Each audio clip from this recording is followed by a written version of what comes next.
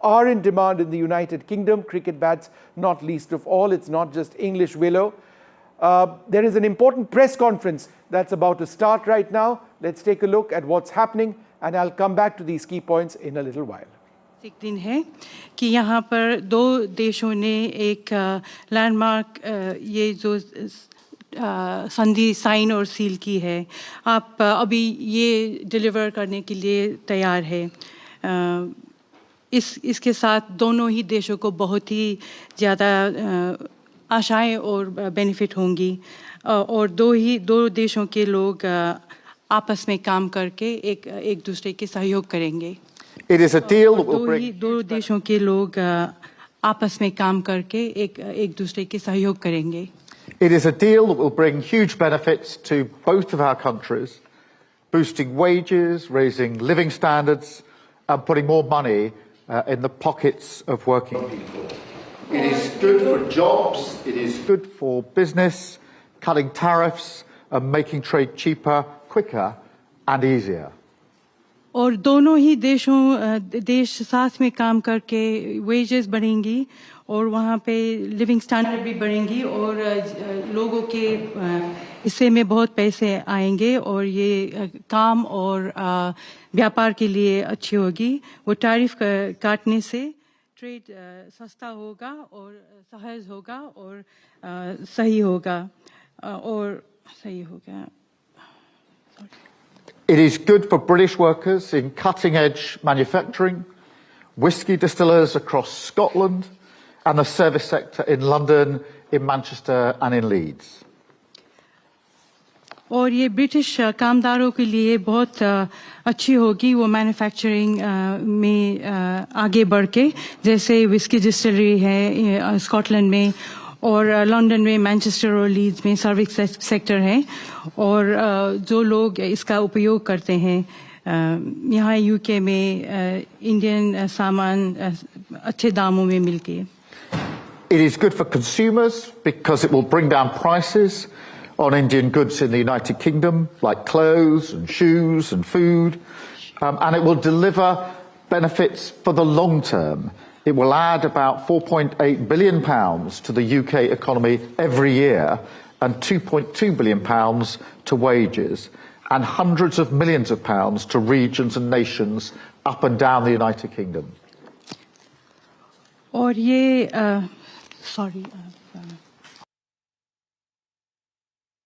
और यहाँ के कंज्यूमर के लिए बहुत अच्छा रहेगा और ये दोनों देशों में जो बातचीत होगी, ट्रेड होगी, जो बढ़ेगा। Don't bother, we can use English word in between. Don't worry about it. Sorry, His Excellency, I've lost the speech. His Excellency, I've lost the speech. Yeah, no problem. Yeah. Sorry, do you want me to repeat? Yes, okay. I think we understand each other well. I mean, look, and we both know this is the biggest and most economically significant trade deal that the UK has made since leaving the EU.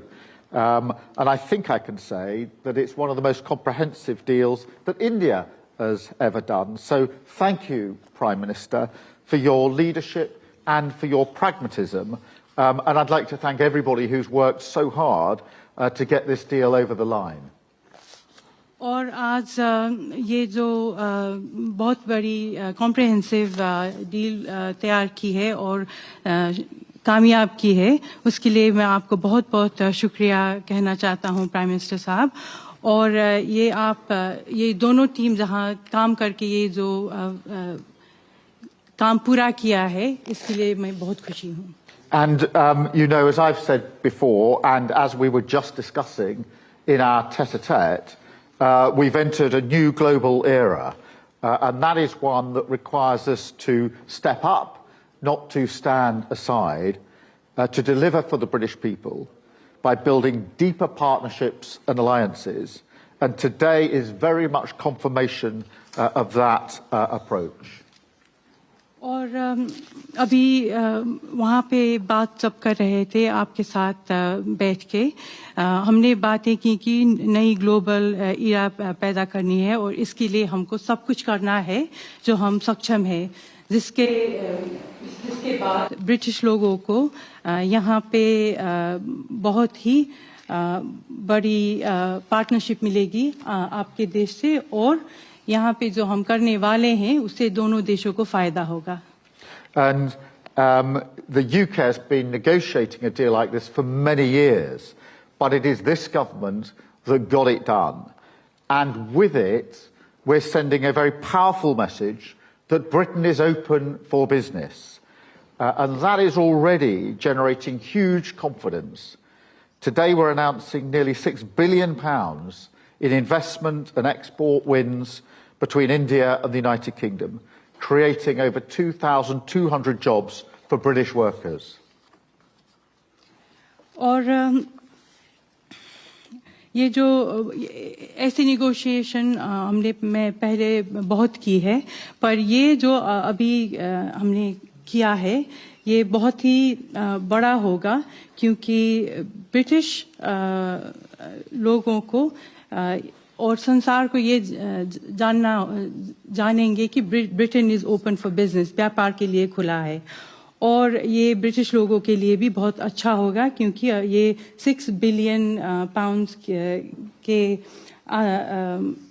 6 billion pounds यहाँ पे नहीं पैदा होगा. और UK और India ने जो ये साथ काम करने का निर्णय किया है, इससे 2,200 जॉब्स भी पैदा होंगे यहाँ पे. But of course, as we've discussed this morning, this is not the extent or the limit of our collaboration with India. We have unique bonds of history, of family, and of culture.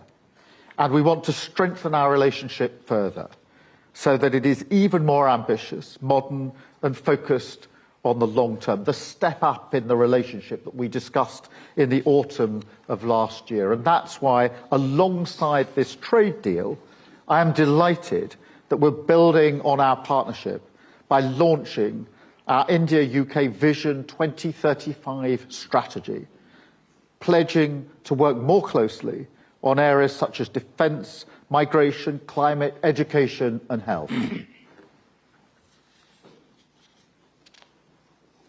और इस सुबह जब हमने बात की थी कि एक आपस के साथ कोलैबोरेट करेंगे, इससे ये साबित होता है कि हम लोग अपनी इतिहास, फैमिली और संस्कृति को बहुत ही मजबूत बनाना चाहते हैं, और जो मजबूत रहा है.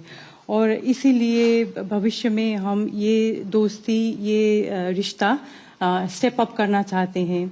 वो ट्रेड डील बना के और इंडिया और यूके 2035 विजन के आधार में वो जो डिफेंस है, माइग्रेशन है, एजुकेशन है, उस पर ध्यान देके. We will also build on the fantastic work we already do in technology and innovation, celebrating the one-year anniversary of the landmark Technology Security Initiative and making the most of the opportunities it represents for both of our countries.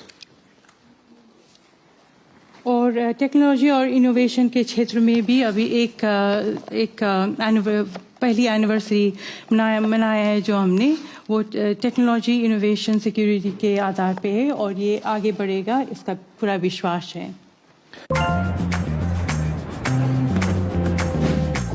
Work together as we strengthen security, growth and prosperity for working people in both of our nations. So let me now hand over to you to say a few words, and thank you again for your leadership on this. Thank you.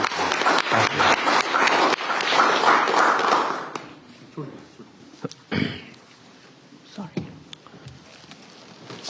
प्रधानमंत्री Starmer, friends, नमस्कार. Prime Minister Starmer, friends, namaskar, good morning. सबसे पहले मैं प्रधानमंत्री Starmer के गर्मजोशी भरे स्वागत सत्कार के लिए हार्दिक आभार व्यक्त करता हूं. आज हमारे संबंधों में एक ऐतिहासिक दिवस है. मुझे प्रसन्नता है कि कई वर्षों की मेहनत के बाद आज दोनों देशों के बीच comprehensive economic and trade agreement संपन्न हुआ है। First of all, let me extend my heartfelt gratitude to Prime Minister Starmer for the warm welcome and gracious hospitality. Today marks a historic day in our bilateral relations. I am pleased to note that after many years of hard work, the comprehensive economic and trade agreement between our two countries has been concluded today. यह समझौता मात्र आर्थिक साझेदारी नहीं, बल्कि साझा समृद्धि की योजना है। एक और भारतीय textile, footwear, gems and jewellery, seafood और इंजीनियरिंग गुड्स को यूके में बेहतर मार्केट एक्सेस मिलेगा। भारत के एग्रीकल्चर प्रोड्यूस और प्रोसेस्ड फूड इंडस्ट्री के लिए यूके की मार्केट में नए अवसर बनेंगे। भारत के युवाओं, किसानों, मछुआरों और एमएसएमई सेक्टर के लिए यह समझौता विशेष रूप से लाभकारी सिद्ध होगा।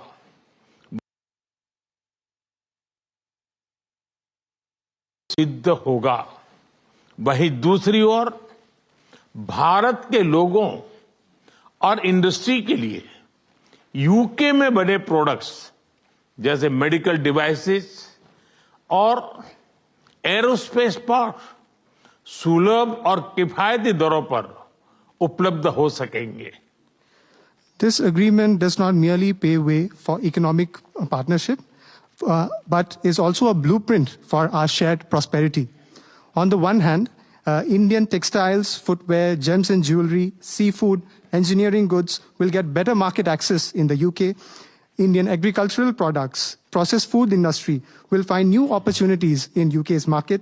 This agreement will prove especially beneficial for India's youth, farmers, fishermen and MSME sector.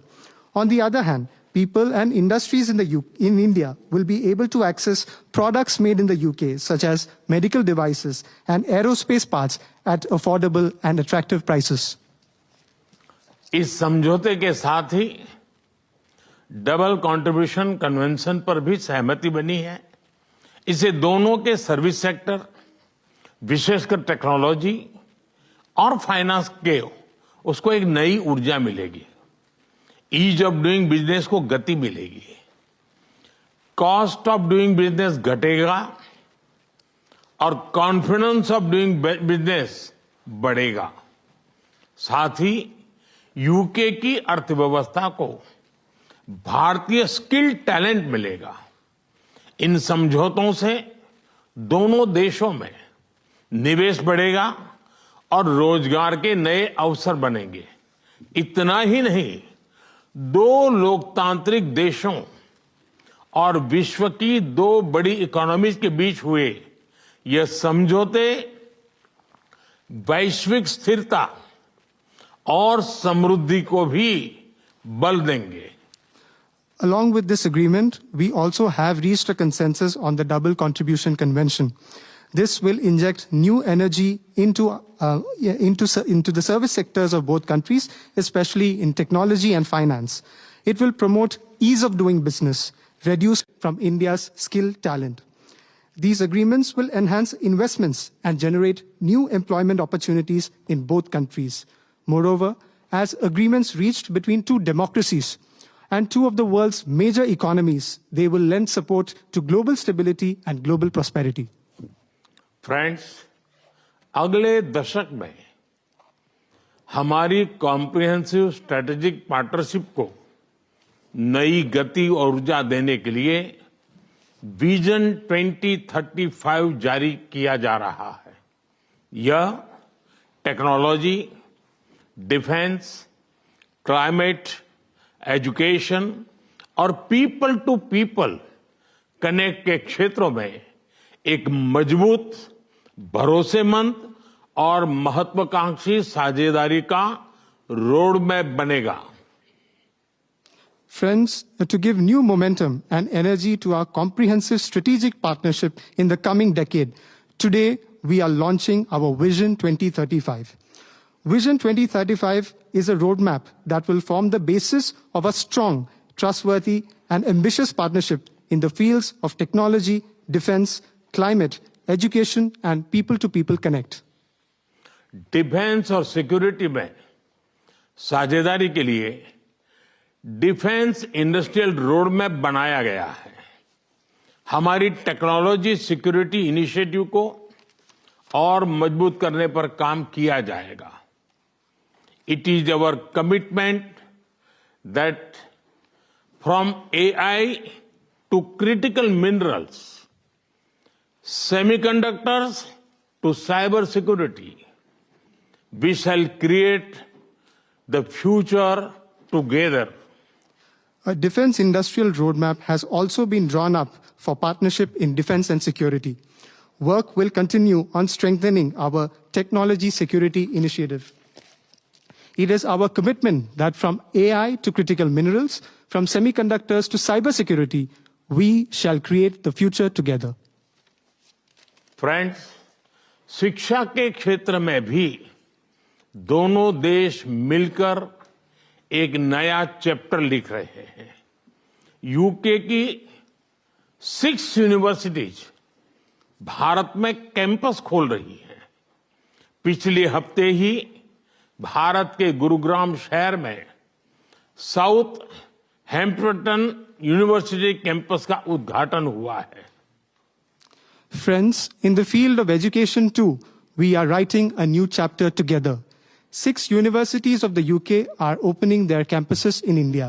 Just last week, the University of Southampton inaugurated its campus in the city of Gurugram in India. Friends, Pahalgam में हुए आतंकवादी हमले की कठोर निंदा के लिए हम प्रधानमंत्री स्टारमर और उनकी सरकार का आभार व्यक्त करते हैं। हम एक मत हैं कि आतंकवाद के खिलाफ लड़ाई में दोहरे मापदंडों का कोई स्थान नहीं है। हम इस बात पर भी सहमत हैं कि एक्सट्रीमिस्ट विचारधारा वाली शक्तियों को डेमोक्रेटिक फ्रीडम का दुरुपयोग नहीं करने दिया जा सकता। Those who misuse democratic freedoms to undermine democracy itself must be held account. Economic offenders के प्रत्यार्पण के विषय पर भी हमारी एजेंसी सहयोग और समन्वय से काम करती रहेगी। Friends, we thank the Prime Minister and his government for strong condemnation of the terrorist attack in Pahalgam. We are united in the belief that there is no place for double standards in the fight against terrorism.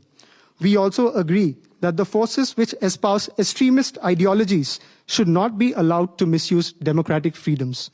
Those who misuse democratic freedoms to undermine democracy itself must be held to account. Our security agencies will continue to enhance cooperation and coordination on matters such as the extradition of economic offenders.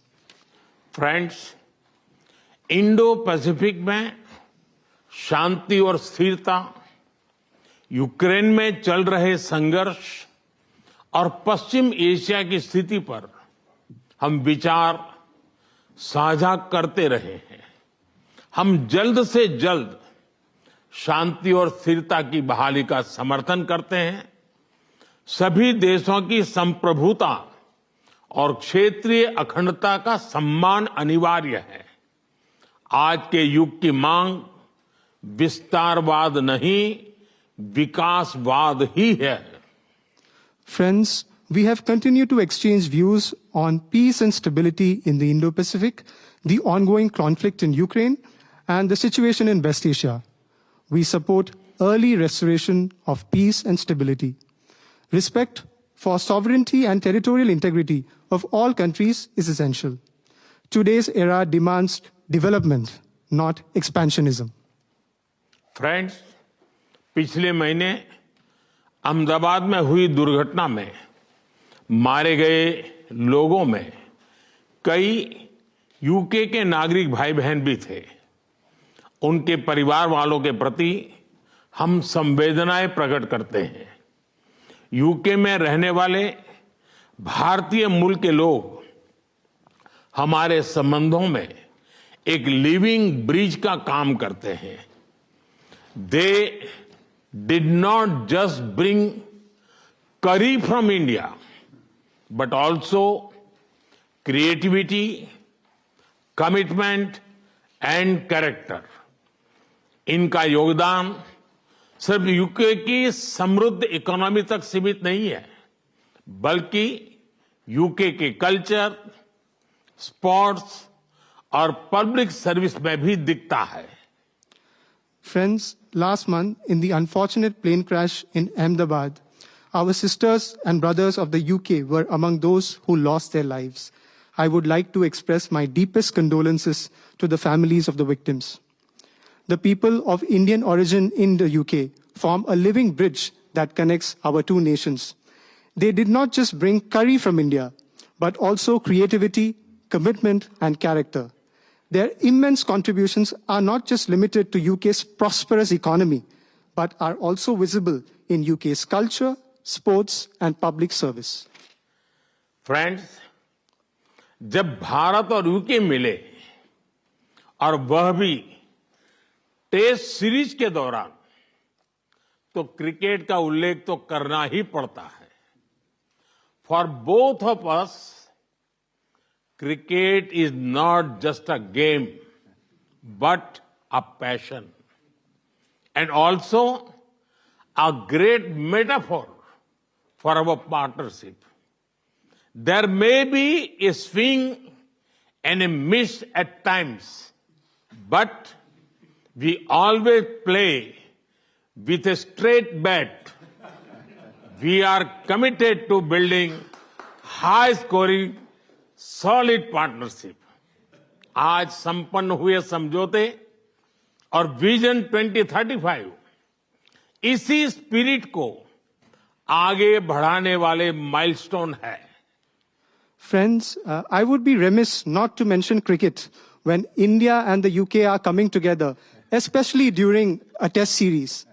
For both of us, cricket is not just a game, but a passion. And also a great metaphor for our partnership.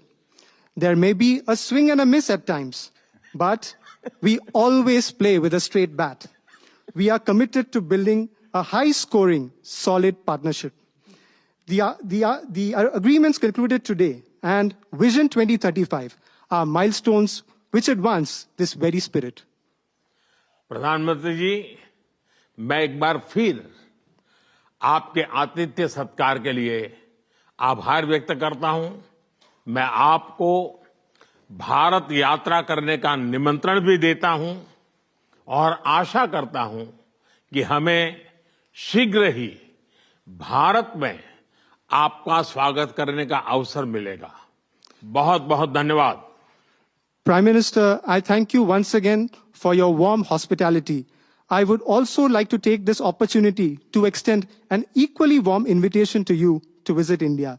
I am eagerly looking forward to hosting you in India very, very soon. Thank you very much. Thank you. Thank you.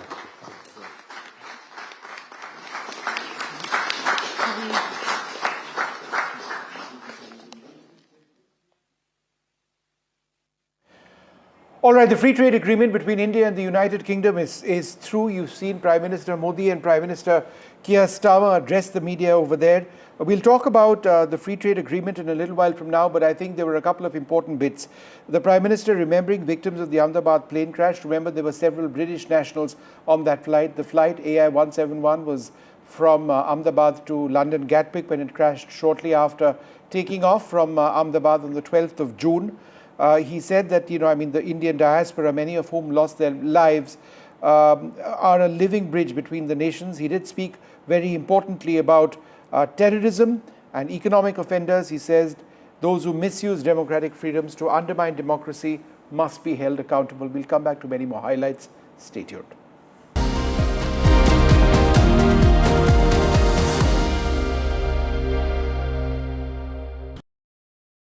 जनता के पास सवाल ही सवाल है.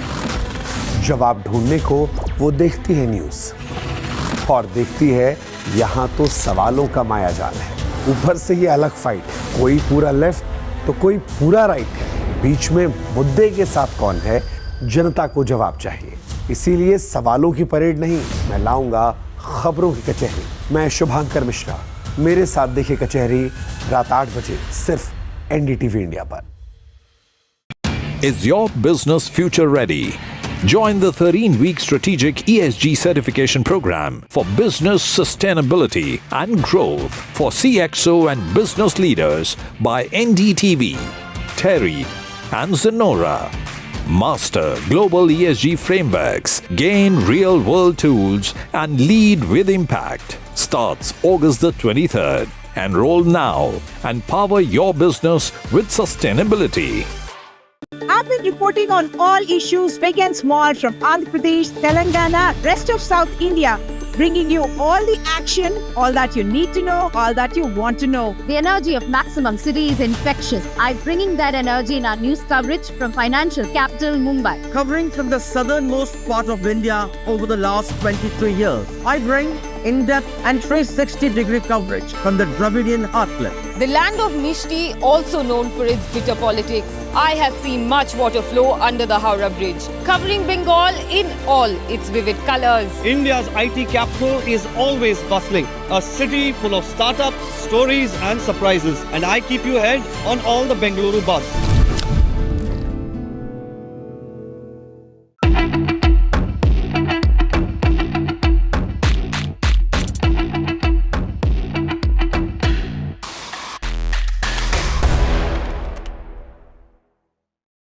But I'd like to start this off by asking you, Vishnu, what you think about the whole question of India not having stealth fighters right now. It's a huge Everyone's problem. trying to sell them to us as well. It's a huge problem, Shiv.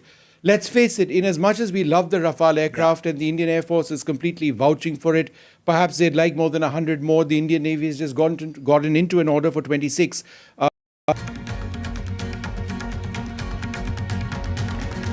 Prime Minister Modi and the UK Prime Minister Keir Starmer signed the historic trade deal. Prime Minister also has a strong message against terror, saying those who misuse democratic freedoms to undermine democracy must be held accountable.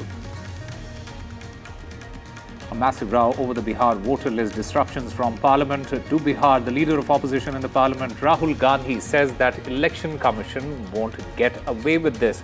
The BJP hits back, says the opposition is desperate. The Enforcement Directorate is raiding premises linked to Reliance Group Chairman Anil Ambani in Delhi and Mumbai in connection with a money laundering case. ED probes over 35 premises, 50 companies and 25 people. A passenger aircraft carrying around 43 people has crashed in Russia's Far East region bordering China. Presented by Canara Bank. Together we can.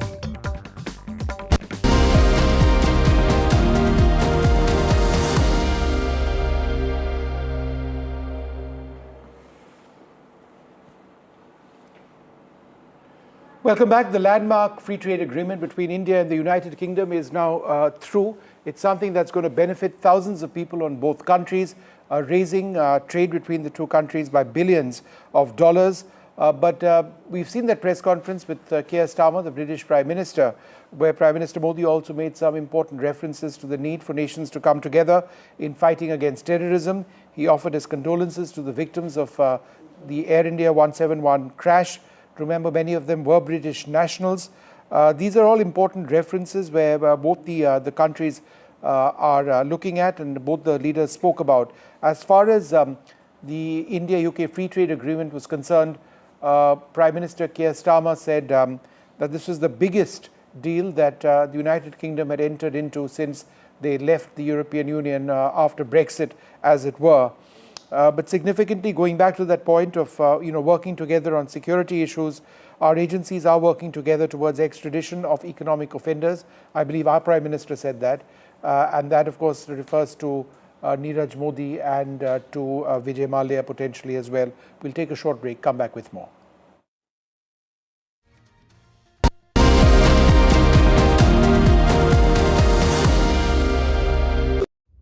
Vanakkam Tamil Nadu. Now the battle for Tamil Nadu 2026 is open now. after Chief Minister Stalin rolls up his sleeves. And Vijay steps in as a star challenger. This is a mass gathering, not for cash. Meanwhile, a former Chief Minister, Edapadi Palanisamy, begins his fight back. The big comeback campaign by EPS has well and truly begun. These are all the ultimate players, and this is going to be the ultimate test.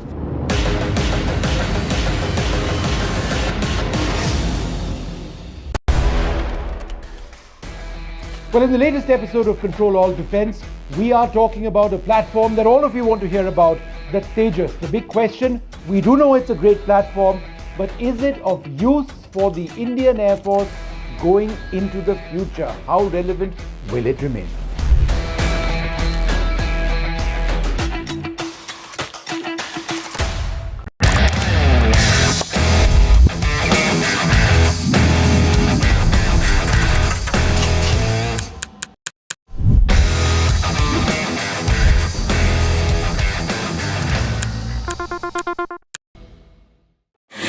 कहना इस दीवार पे इतने इश्तहार चिपके हैं कि कोई दरार नजर नहीं आती। मैं उन लोगों में से जो कहता हूँ सारे इश्तहार फाड़ के फेंको, पहले दरार को एड्रेस करो। ये दरार इसलिए क्योंकि कुछ लेफ्ट कुछ राइट, पर हम उन मुद्दों में आपके साथ जिनसे आपकी फाइट है। डिजिटल से देश समझा, अब टीवी पर समाधान लाना है। आइए मेरे साथ खबरों की कचहरी में सिर्फ NDTV पर।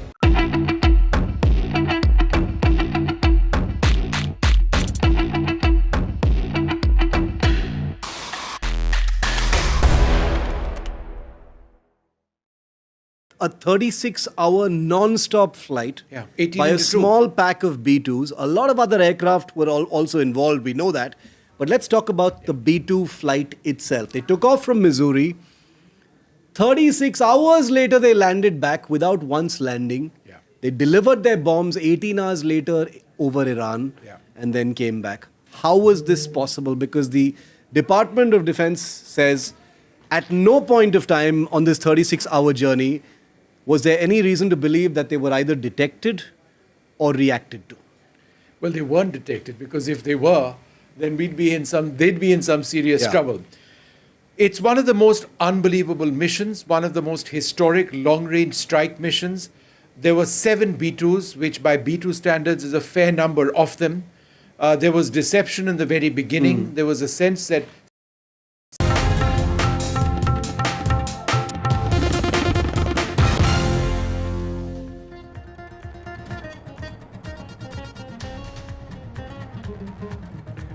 Prime Minister Narendra Modi meets UK Prime Minister Keir Starmer in London. Both of them signed the historic trade deal.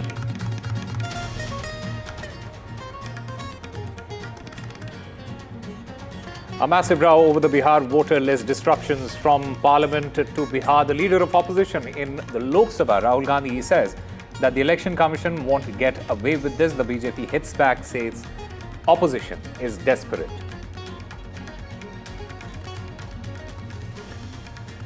The DGCA issues 4 show-cause notices to Air India. These notices are over multiple violations.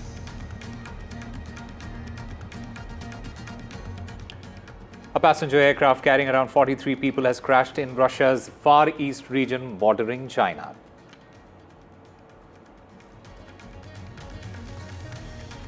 According to reports, 9 civilians have died in Thailand in the Thai-Cambodia border face-off. Thailand has launched strikes on Cambodia. This is a major escalation in the border dispute.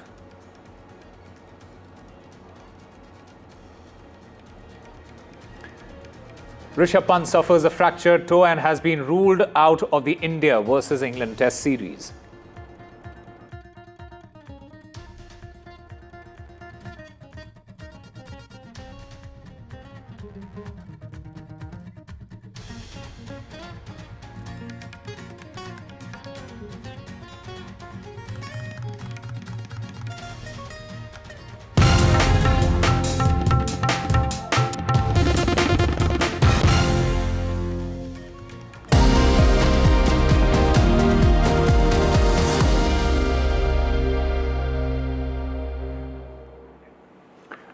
Hello and welcome. You're watching NDTV 24/7. I'm Osama Shah. The Prime Minister Narendra Modi, he is on an official visit to the United Kingdom. He has signed the trade agreement with the United Kingdom.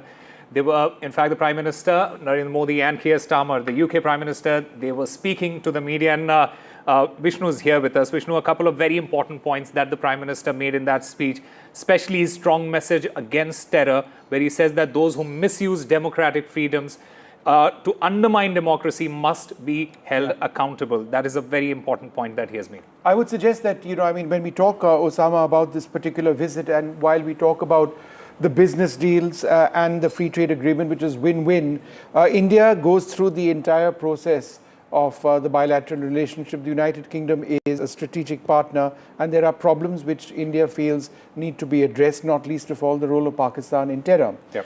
What the Prime Minister has been saying, and indeed the government of India has been saying, is that you can't take one side or the other on this. If you are committed in the fight against terror, then you have to be consistent with that. And I think that's what the Prime Minister spelt out over there.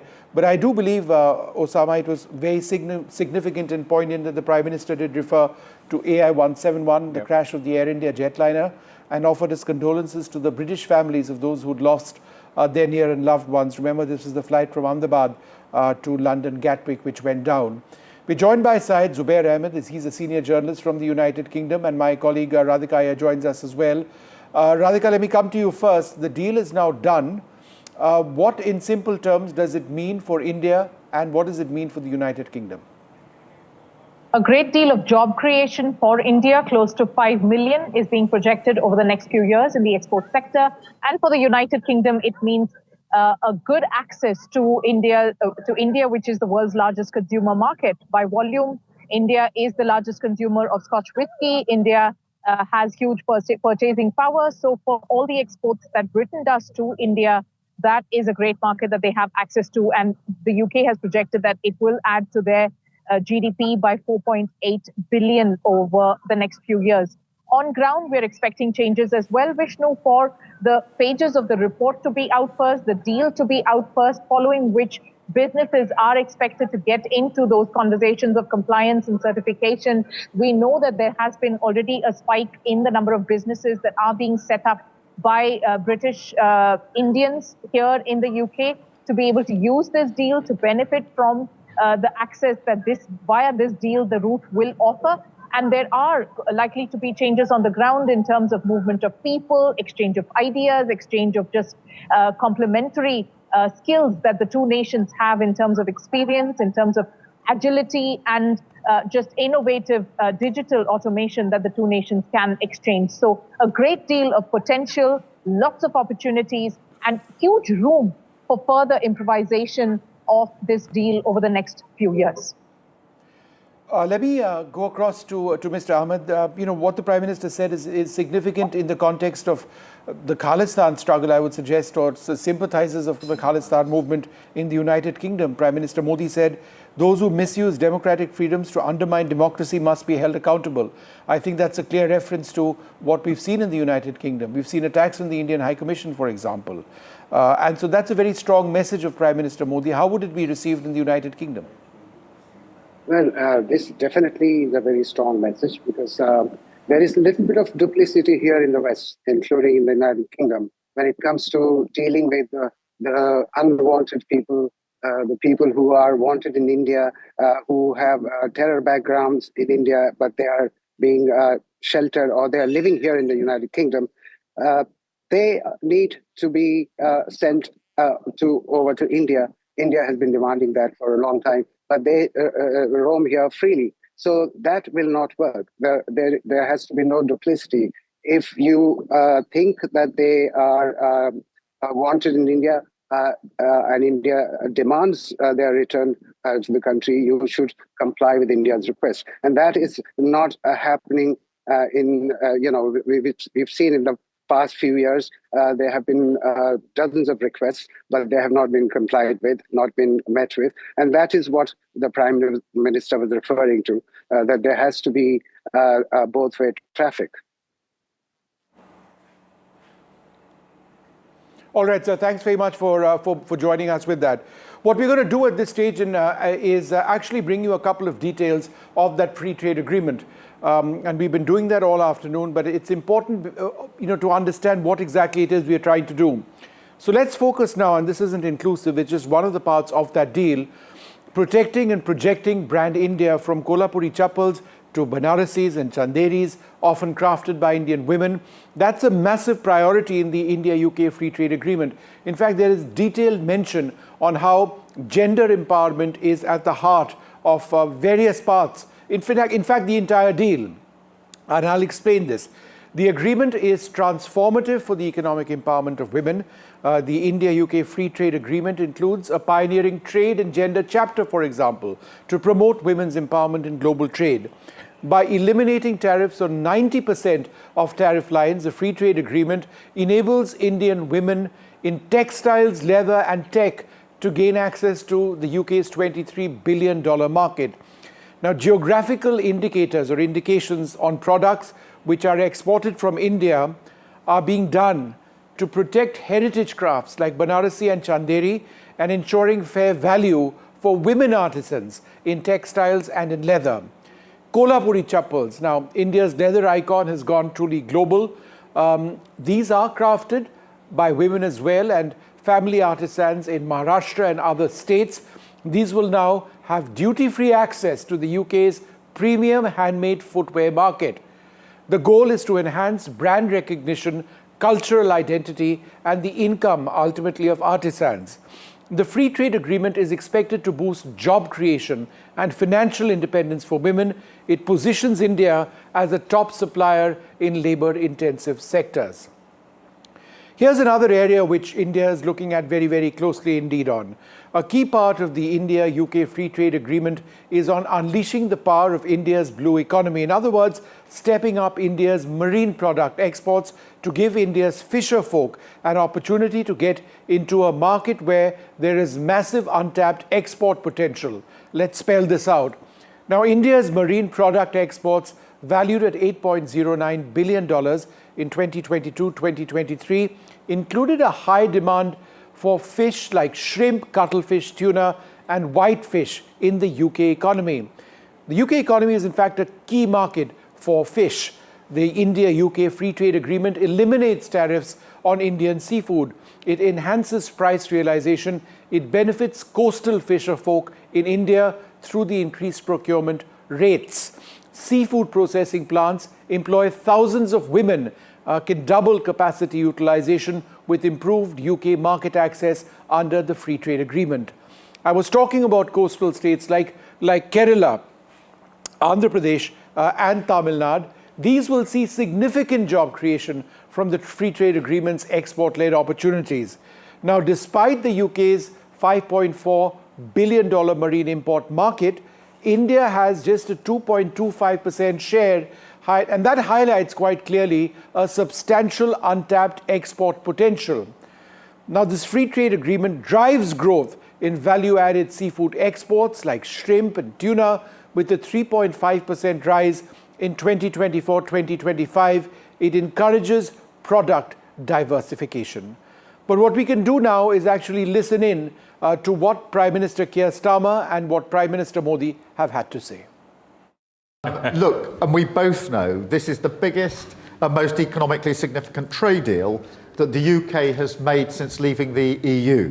And I think I can say that it's one of the most comprehensive deals that India has ever done. So thank you, Prime Minister, for your leadership and for your pragmatism.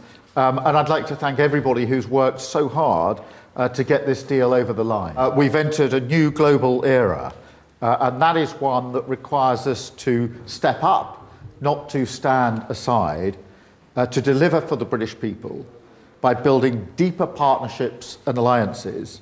And today is very much confirmation of that approach. कई वर्षों की मेहनत के बाद आज दोनों देशों के बीच comprehensive economic and trade agreement संपन्न हुआ है। यह समझौता मात्र आर्थिक साझेदारी नहीं, बल्कि साझा समृद्धि की योजना है। एक और भारतीय textile, footwear, gems and jewellery, seafood और इंजीनियरिंग गुड्स को यूके में बेहतर मार्केट एक्सेस मिलेगा। भारत के एग्रीकल्चर प्रोड्यूस और प्रोसेस फूड इंडस्ट्री के लिए यूके की मार्केट में नए अवसर बनेंगे।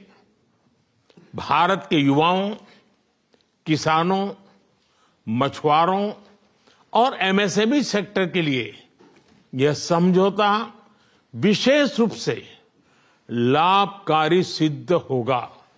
इस समझौते के साथ ही डबल कंट्रीब्यूशन कन्वेंशन पर भी सहमति बनी है। इससे दोनों के सर्विस सेक्टर, विशेषकर टेक्नोलॉजी और फाइनेंस के उसको एक नई ऊर्जा मिलेगी। ईज ऑफ डूइंग बिजनेस को गति मिलेगी। कॉस्ट ऑफ डूइंग बिजनेस घटेगा और कॉन्फिडेंस ऑफ डूइंग बिजनेस बढ़ेगा। साथ ही यूके की अर्थव्यवस्था को भारतीय स्किल टैलेंट मिलेगा। इन समझौतों से दोनों देशों में निवेश बढ़ेगा और रोजगार के नए अवसर बनेंगे।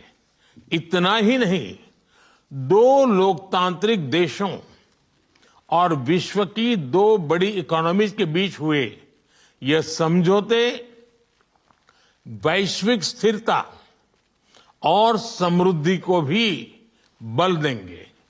डिफेंस और सिक्योरिटी में साझेदारी के लिए डिफेंस इंडस्ट्रियल रोड मैप बनाया गया है। हमारी टेक्नोलॉजी सिक्योरिटी इनिशिएटिव को और मजबूत करने पर काम किया जाएगा।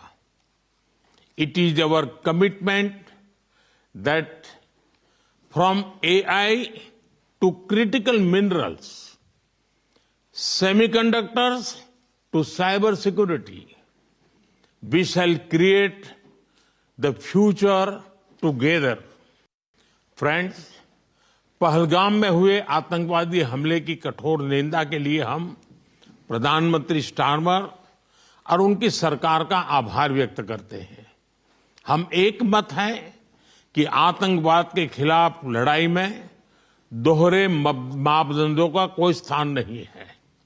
हम इस बात पर भी सहमत हैं कि एक्सट्रीमिस्ट विचारधारा वाली शक्तियों को डेमोक्रेटिक फ्रीडम का दुरुपयोग नहीं करने दिया जा सकता।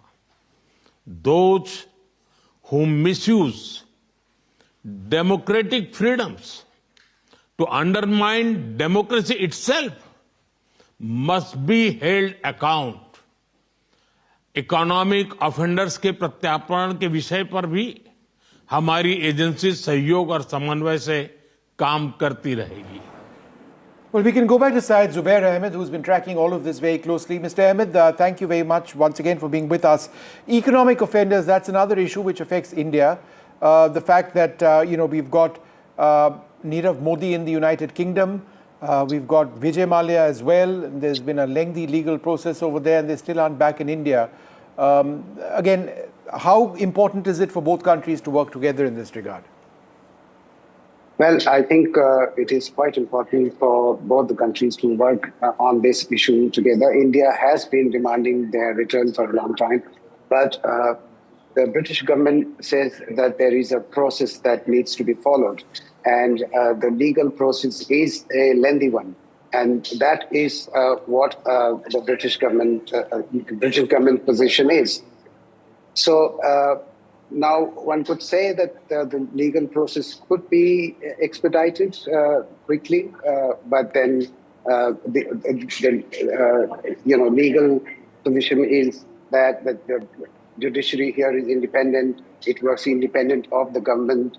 So therefore, the delays are always possible. And then if there is some relief here or no relief here, then the person can go to the European Union and get some stay order from there as well. So this is not going to be easy, but India has to keep hammering at it, and hopefully India will succeed getting 3 or 4 prominent economic offenders back home. I just want to go back, Mr. Ahmed, to this one key point that the Prime Minister referred to in absolutely lucid language. Those who misuse democratic freedoms to undermine democracy itself must be held to account. India at one level feels that the UK is just not doing enough in terms of dealing with the threat of Khalistani sympathizers. And I think that the remark was, using democratic freedoms. The argument from the United Kingdom has been, they have a right to protest. But from where we come, these are terrorists, right? And terrorist sympathizers. And surely there cannot be double standards on this. Absolutely. There is no doubt about that. Not just in the United Kingdom, but I've found that in the United States, even in Canada, and in various parts of the United Kingdom, in Birmingham, in Manchester, you go to gurudwaras and you meet people who are wanted in India. They are Khalistanis. They roam freely here. They are wanted back in India. The government has shared a list of those people with the British government, but the government here feels that they are not breaking the law of the land, and as long as they don't break the law of the land, they are free to stay in this country, and there is no way they can be sent back to India. And they want very strong evidence that that could probably help the British government to start the process of sending them back. But of course, then the argument is given that Indian jails are not conducive to keeping prisoners safely in without violation of human rights, etc. So yes, you can enjoy the democratic freedom as much as you like, but if you are wanted in a democratic country by a democratic country, the democratic friends of India should also consider that they need to consider the request of the Indian government and try and help start the process of extraditing such people wanted in India. So thanks very much for being with us. So another key point mentioned by the British Prime Minister is that this is the biggest economic deal that they've done since Brexit, since they exited the European Union, the European Economic Area, and therefore it is very, very significant indeed. But I think if we are talking about the United Kingdom, there's another piece of news which actually impacts a lot of us watching on, and that's to do with cricket. Rishabh Pant, India's star batsman, wicketkeeper, injured with a fractured foot. He's out for the rest of the series, but it does appear that he might still bat in this test. Is that right, Osama? Well, from what we are understanding at this moment, Vishnu, the BCCI, they have given us this update saying that Rishabh Pant, who sustained an injury to his right foot on the first day of the Manchester test, he will not be performing the wicket-keeper's duties, and for the remainder of the match, Dhruv Jurel, he will be assuming the role of the wicket-keeper. And despite his injury, as per this update, Rishabh Pant has joined the team on the second day and will be available to bat as per team requirement. That is something that we were absolutely not expecting at this point of time. Let's get to the bottom of that statement. Rishabh Pant probably broke down that house and said, there's no way that you're keeping me from batting, right? Now, this is a man who's gone through trauma like we cannot even imagine. Absolutely. So, I mean, dealing with this foot injury, even if it's a fracture, there is no way that you can keep this man out of the game. Absolutely. And, this is a kind of injury that not a lot of people would come back from. To have a broken foot, to have a fracture on your foot. A lot of these players would be sitting in the hospital watching the match on their telly. Not Rishabh Pant apparently, because he's back in the team. We might just be getting those visuals very shortly of him joining the team. He, as per this update, he will be available to bat as per team requirement. And from what we understand at this moment, India might just need him to cross that 350 mark or a 400 mark. But we'll have to wait and watch and see how things unfold. We have all right. We've got some fresh footage coming in. Okay, so Starmer and Prime Minister Modi in talks over here. Let's just see if we can listen in for a little bit. Mobility को बल मिलेगा और मैं समझता हूँ कि vision 2035 उसको हमारी जो कॉम्प्रिहेंसिव स्ट्रेटेजिक पार्टनरशिप है उसको नई गति मिलेगी, नई ऊर्जा मिलेगी। एक्सेलेंस, मैं फिर एक बार आपका हृदय से बहुत बहुत आभार व्यक्त करता हूं। इस शानदार शुरुआत में भारत और यूके की एक भागीदारी को मजबूती देने में आपकी बहुत बड़ी भूमिका है। मैं आपका बहुत अभिनंदन करता हूं।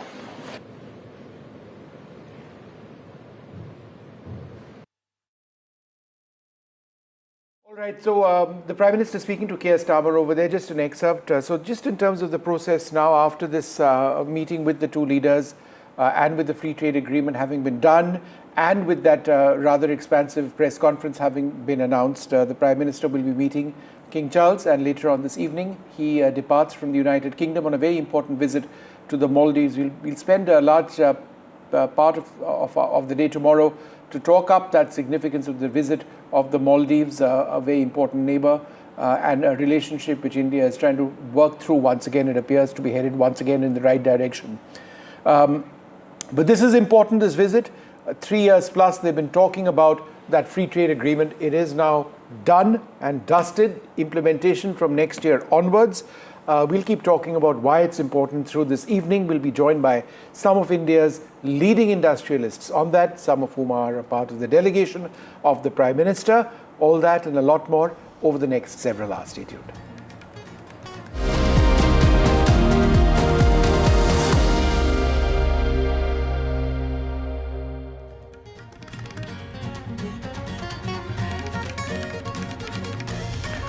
Prime Minister Modi and UK Prime Minister Keir Starmer signed the historic free trade deal. A massive row over the Bihar voter list disruptions from Parliament to Bihar. Leader of opposition in the Lok Sabha, Rahul Gandhi, says that the Election Commission will not get away with this. The BJP hits back, says the opposition is desperate.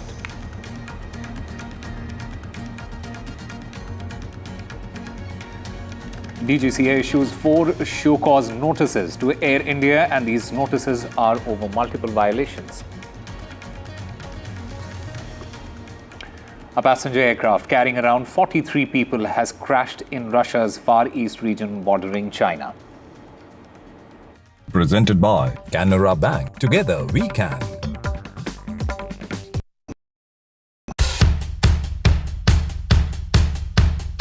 The markets move fast. And so should your portfolio. Expert insights, real-time stock picks. Do I buy Ola? Should I hold ICICI for the long term? Buy, sell or hold. The answers you need, straight from the experts. Callers from India and across the world. Connect live, ask, decide and invest wisely. Your portfolio, your future. Ask Profit.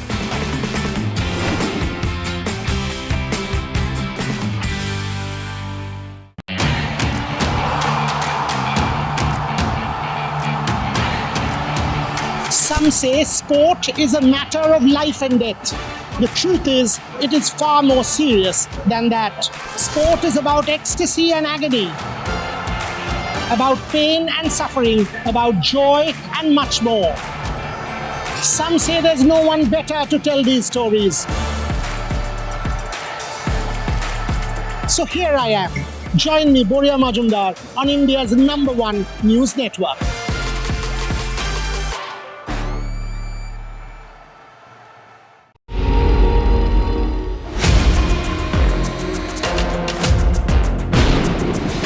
आप एक गुंडे कैसे behave कर रहे हो sir? मेरी आप तो एक मेरा Gaikwad is running away from NDTV's questions.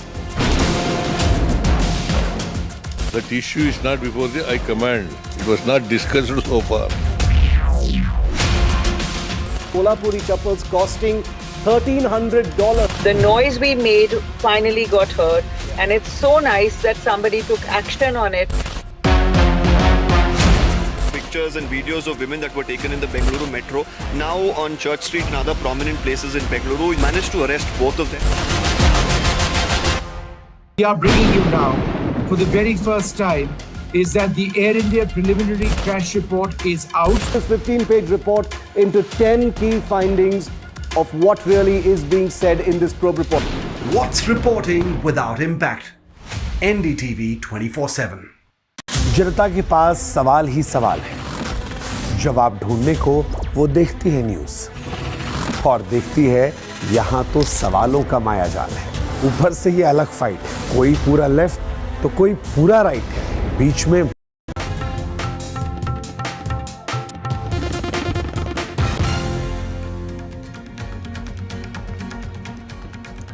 Welcome back. The big focus on NDTV at this point of time is the DGCA notice to Air India. There are 4 show cause notices that have been sent to Air India. This is over multiple violations. The Air India, in the meanwhile, has acknowledged the receipt of these notices, and it says that the notices are related to voluntary disclosures. We'll try and get a sense of what it means. The Air India has also mentioned that they will respond in a stipulated time period. We have Vishnu Shom here in the studio. Vishnu, can you elaborate on the multiple violations that led to the DGCA issuing these 4 show cause notices, and how serious are these infractions? No, so Air India, through its own internal processes, is duty bound and legally bound to tell the Directorate General of Civil Aviation, which is the regulator, if there is a problem or if there is a failing on their part. And they have in fact been doing that, disclosing issues. And as I understand it, the DGCA's show cause notices, which have been issued now, are related to what Air India has provided them in terms of information, where flight duty time limitations or the number of hours that pilots and other crew members can work, those guidelines have actually been violated. There have been several concerns in recent times which have been raised by the regulator about FDTL, as it's known, flight duty time limitations, and whether Air India was following those guidelines or not. Why is this important? Because one of the biggest concerns in the aviation sector worldwide is the issue of stress, and therefore sticking to guidelines which suggest that pilots can only fly for so many hours and not more. Air crew need certain number of hours of compulsory rest, not hours but days.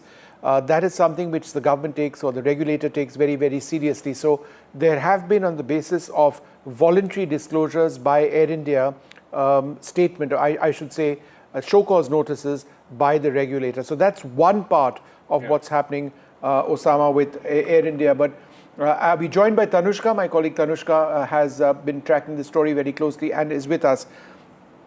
There are 2 things over here to discuss. One is the show cause notice, and then one is of 112 pilots having called in sick right after the AI 171 crash. Let's deal with the show cause notice first. Were these show cause notices issued after Air India provided the regulator with voluntary information? Well, what we are understanding is that Air India at this point has said that, they acknowledge the receipt of these notices from the regulator related to these voluntary disclosures that were made to the DGCA, which means that they themselves, provided with them with the information with respect to these violations. Now, as per the DGCA show cause, what are these violations? They're pertaining to cabin crew duty and rest regulations designed to ensure flight safety through effective fatigue management. So yes, it does come down to, fatigue management and rest of the crew, not just the crew, but the pilots as well. And as per the show cause notice, we understand that cabin safety of Air India has repeatedly failed to adhere to provisions provided under the specified paragraphs of CAR sections regarding augmented cabin crew for ultra-long range flights. And to this, Air India has said that within the stipulated time period, that is of 15 days, they've been told to provide with responses on each particular show cause notice that they have been presented with within 15 days back to the DGCA. Right. Tanushka, stay with us because another important point that we are here discussing is the fallout of the Air India crash. There have been a mass sick leave by the Air India crew post the crash. In fact, 112 pilots, they have taken sick leaves since that crash. And this is what the aviation minister, in fact, informed the parliament today, that there is a spike in pilot sick leaves after the crash. Vishnu, what could be the reason behind the significant increase in the pilot sick leaves since the crash, and how is Air India in a way addressing especially the mental health concerns that have been raised by the pilots? You know, this is the cause of huge concern. Just 4 days after AI 171 went down on the 12th of June, there were 112 pilots, including several senior commanders and co-pilots as well, first officers, who went on sickness leave. They said that they weren't well and they went on leave. I do recall at that stage the there were problems with the airline in terms of flight delays and cancellations, maintaining their overall flight schedules. But I think there are larger questions which emerge on, the mental state of the pilot community, not just on Air India, but across airlines in the country. It's a hugely growing sector. But the stresses and trauma which pilots have faced, particularly after an incident like this, is certainly a matter of huge concern. Tanushka, what exactly did the government say in its response on the issue of 112 pilots falling sick? Or calling we in do sick? understand. Yeah. We do understand that as per the response that has been provided by the Minister of Civil Aviation for State, Muralidhar Mohal, in Parliament today, he says that, and this was in response to a question posed by MP Jayaprakash in the Parliament today. The questions were pertaining to the mass sick leave reported just 4 days after the crash, and the answer that the Minister of State gave was that of this 112 Air India pilots have reported 6 of these are 61 of them are first officers, whereas 51 are commanders who reported for sick leave. So indeed, these are people in important positions at this point, and the introduction of a separate standalone customized training capsule for the flight crew is needed at this point, is what the minister also said, to recognize and manage the adverse effects of mental health and condition. These are also advisories that have already been given out by the DGCA pertaining to the mental health and the mental state and condition of the pilots at this point. Additionally, on mental health monitoring, the organizations have also been advised to provide peer support programs in place for its employees, which means that from now on, not just Air India, but all airlines, as per the DGCA advisory, are required to provide such peer support programs as part of their larger mental health programs. All right, Tanushka Datta and Vishnu Shom, thank you very much for getting us all those details as far as this really big story is concerned. Meanwhile, another breaking story that we are getting at this hour. The Maharashtra Deputy Chief Minister, Ajit Pawar, he has made a significant statement regarding the train blast's verdict, expressing concerns that some innocent individuals, they may have been wrongly accused. In fact, the Maharashtra government has challenged the High Court's acquittal of 12 accused in the case, moving to the Supreme Court to seek justice. In fact, his comments, they have also sparked further debate on the entire matter. It also highlights the complexities and the controversies that surround this particular case. In fact, we have Abhishek Avasthi joining us to get us more on this. Abhishek, elaborate on what the Deputy Chief Minister had said.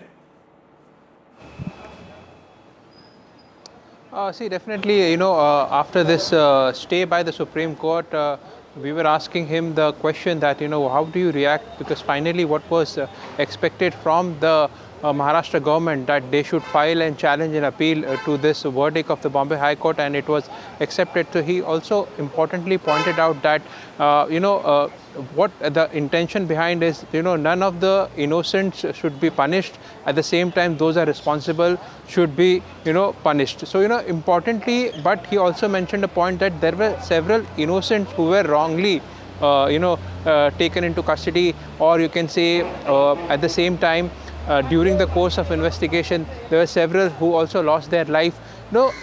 In totality, what he wanted to make a point out there that, his government, along with the Chief Minister, was of the opinion that this verdict needs to be appealed, needs to be challenged, and what they have done before the Supreme Court, and they have got the requisite say on the acquittal of those 12 arrested accused. But at the same time, he made a point that those innocents also should not be punished, but those responsible should also face the heat of it. So definitely, there are a lot more understanding to this political statement, But at the same time, what was anticipated from the Maharashtra government, that they have gone to an appeal, and that is also accepted by the Supreme Court. And meanwhile, the entire judgment or the verdict of the Bombay High Court has been stayed. And in fact, the government also says that, the High Court verdict should not should be used as a precedent in several other cases which are going on, which was also agreed by the Supreme Court. But this significant statement, a political reaction coming straight from Deputy Chief Minister Ajit Pawar, means a lot about this entire verdict that has come and after the stay from the Supreme Court. Back to you. All right, Abhishek Awasthi, thank you very much for getting us all those details. We'll slip into a very short break. More news and updates on the other side.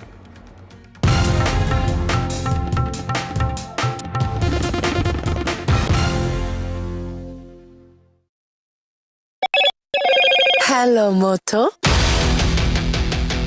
Moto G96 5G. All eyes on you.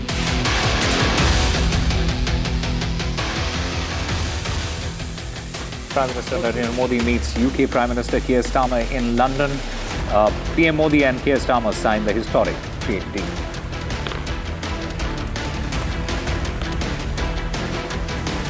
A massive row erupts over the Bihar voter list disruptions from Parliament to Bihar. Leader of opposition in the Lok Sabha, Rahul Gandhi, says that the Election Commission will not get away with this. The BJP hits back, says that the opposition is desperate. The DGCA issues 4 show-cause notices to Air India over multiple violations. A passenger aircraft carrying around 43 people has crashed in Russia's Far East region bordering China. Is your business future ready? Join the 13-week strategic ESG certification program for business sustainability and growth for CXO and business leaders by NDTV, Terry, and Zenora. Master global ESG frameworks, gain real-world tools, and lead with impact. Starts August the 23rd. Enroll now and power your business with sustainability. I've been reporting on all issues big and small from Andhra Pradesh, Telangana, rest of South India, bringing you all the action, all that you need to know, all that you want to know. The energy of maximum city is infectious. I'm bringing that energy in our news coverage from financial capital Mumbai. Covering from the southernmost part of India over the last 23 years, I bring in-depth and 360-degree coverage from the Dravidian heartland. The land of Mishti, also known for its bitter politics. I have seen much water flow under the Howrah Bridge, covering Bengal in all its vivid colors. India's IT capital is always bustling, a city full of startups, stories and surprises. And I keep you ahead on all the Bengaluru buzz.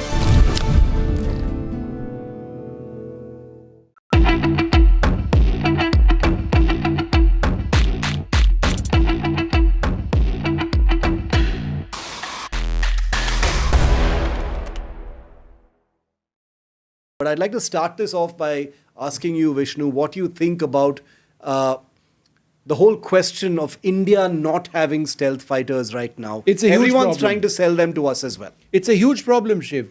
Let's face it, in as much as we love the Rafale aircraft and the Indian Air Force is completely vouching for it, perhaps they'd like more than 100 more. The Indian Navy has just gotten into an order for 26 Rafale M aircraft. There is a generation gap between the Rafale and the stealth. There is a good reason why a stealth platform is called a 5th generation aircraft and a Rafale is a 4th or 4.5 generation aircraft, and that is low observability. So in as much as the Rafale has brilliant sensors, both in terms of its radar, its defensive suite, its electronic warfare suite, its towed array decoy system, it is not typically a low observability platform in quite the same manner in which a stealth aircraft is. Its design form is different.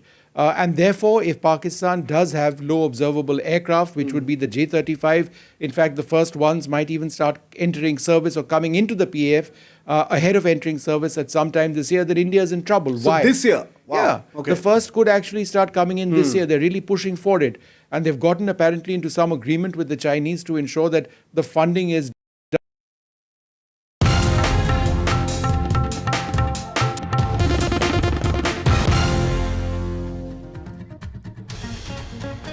welcome back. Tragic news now coming from Russia. An Angara Airlines flight carrying 43 people, including 5 children, and has crashed in the Amur region. The aircraft, which has gone off radar while en route to Tinda, was found by emergency teams hours later. The Russian ministry has now confirmed this crash. In the last 1 hour or so on social media, these are unverified visuals, but they do paint a grim picture, and some reports suggest that almost all the people on board were killed in this crash. So far, the authorities are mum on the number of people who have been killed or number of people who have been injured. We've been reporting that there were at least 5 children on board and 6 crew were also there. Many reports also suggest, state media particularly has mentioned that the local authorities are investigating the angle of crew error. So that will be explored, and also there could have been some malfunction in the aircraft. It was an aircraft that was built in the Soviet era back in 1976 or so is what the reports claim. So whether or not the aircraft had been regularly maintained, that question has also been asked. But some reports suggest that the aircraft had gone into maintenance in this month itself. So that will also have to be investigated. It was a small plane, only about 50 people could be on board that, and it crashed on the hillside of the Tinda region. It was approaching the Tinda region. That was the destination. It borders near the China-Russia region. So that is where it crashed on the hillside. The authorities are still investigating the matter. The visuals need to be verified, but the crash itself has been confirmed.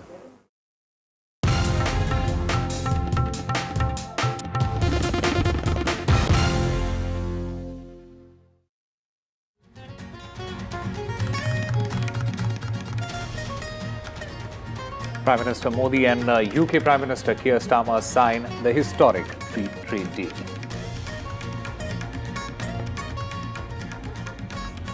A massive row erupts over the Bihar voter list disruptions. From Parliament to Bihar, the leader of opposition, Rahul Gandhi, says that the Election Commission will not get away with this. The BJP has hit back, saying the opposition is desperate.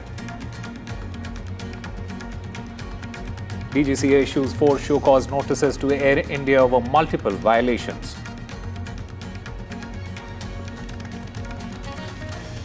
A passenger aircraft carrying around 43 people has crashed in Russia's Far East region bordering China. Presented by Canara Bank. Together we can. Vanakkam Tamil Nadu. Well, the battle for Tamil Nadu 2026 is open now. After Chief Minister Stalin rolls up his sleeves. And Vijay steps in as a star challenger. This is a mass gathering, not for cash. Meanwhile, a former Chief Minister, Edappadi Palanisamy, begins his fight back. The big comeback campaign by EPS has well and truly begun. These are all the ultimate players, and this is going to be the ultimate test.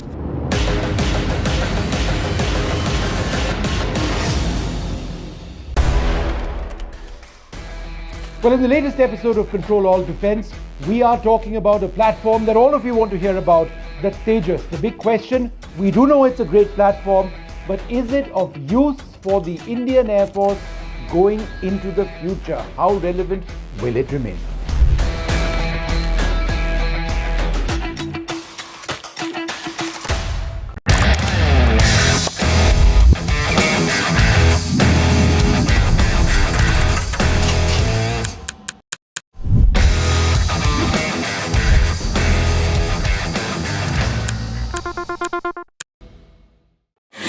कहना इस दीवार पे इतने इश्तहार चिपके हैं कि कोई दरार नजर नहीं आती। मैं उन लोगों में से जो कहता हूँ सारे इश्तहार फाड़ के फेंको, पहले दरार को एड्रेस करो। ये दरार इसलिए क्योंकि कुछ लेफ्ट कुछ राइट, पर हम उन मुद्दों में आपके साथ जिनसे आपकी फाइट है। डिजिटल से देश समझा, अब टीवी पर समाधान लाना है। आइए मेरे साथ खबरों की कचहरी में सिर्फ NDTV पर।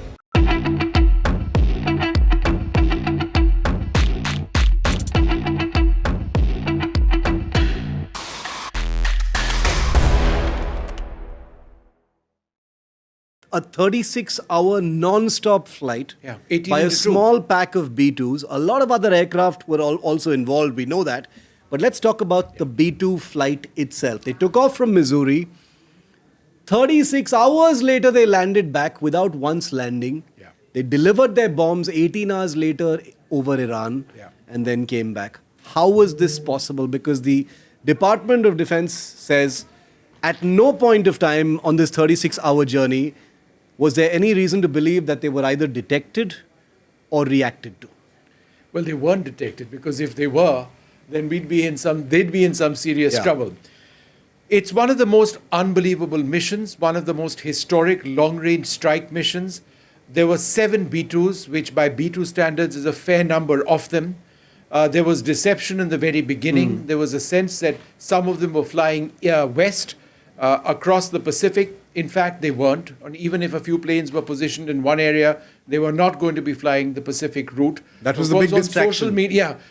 On social media said, you see the bombers, they're now flying west, so you know what's coming your way. But no, they flew them east across the Atlantic. There were 125 aircraft in total involved.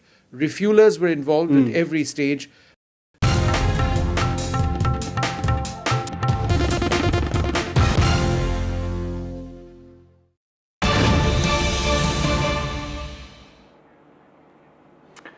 Welcome back. Yet another act of vandalism by the M&S workers that has been caught on camera. The M&S workers, they have vandalized Gujarati billboards in Mumbai. They are demanding Marathi signboards instead.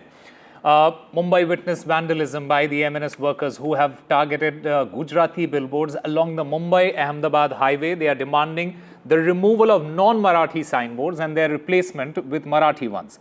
In fact, these workers, they are claiming that the city's linguistic identity should be respected and Marathi should be given prominence. All right, my colleague Sujata Dwivedi joins us to get us more on this. Sujata, what exactly prompted this latest agitation by the M&S workers? Well, this isn't the first time that M&S has targeted such a Gujarati signage. We know that earlier the M&S had issued an ultimatum demanding the removal of the Gujarati language nameplate and its replacement with the Marathi one. And now that it hadn't happened, we saw that the M&S workers, along with some local political groups, they reached the spot and they removed the boards and the nameplates that were in Gujarati language. And they also forced that this is supposed to be in Marathi language. Otherwise, this would lead to even more stringent actions to be taken. Now, a protest march, as we know, was carried out in Navi Mumbai city, and along with members of Shiv Sena, Congress and NCP, lodging their grievance and demanding police actions. And under police supervision, the Gujarati plaque was removed from MLA Jadeja's office, and this staff publicly apologized and pledged to install a Marathi version within hours, and that was done. And now it is again in Palghar that we see that there were hoardings that were in Gujarati language, and they were later removed because we know that it has been made mandatory by the court as well that all of the boards outside shops will be in Gujarati, in Marathi language, and because of which this entire issue was seen happening. And like we know that M&S has been voicing for the language of Marathi and its implementation in the state, and if not done so, we can see that they are resorting to violent tactics. And this time too, it was that there was a Gujarati signage and it was removed forcefully by the M&S workers protesting against it, and then later ensuring that the Marathi hoarding was also placed as a replacement. All right, Sujata Dwivedi, thank you very much for getting us all those details. Meanwhile, there has been a major escalation in the border dispute between Thailand and Cambodia. Reports suggest that 9 civilians have died in Thailand as Thailand has launched strikes on Cambodia. A Thai F-16 fighter jet bombed targets in Cambodia on Thursday, and both sides said as weeks of tension over a border dispute escalated into clashes that have killed, as I mentioned, 9 civilians. There are 2 Thai soldiers who have been injured in heavy clashes with Cambodian troops at a disputed area of their shared border.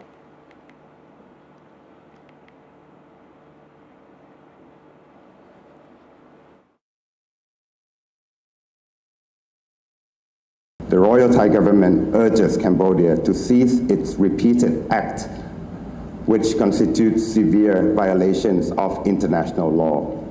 Such actions fundamentally contradict the principles of good neighborly relations and good faith, and will further undermine Cambodia's reputation and credibility on the global stage. The Royal Thai government is prepared to intensify our self-defense measures if Cambodia persists in its armed aggression and violations upon Thailand's sovereignty in accordance with international law and principles.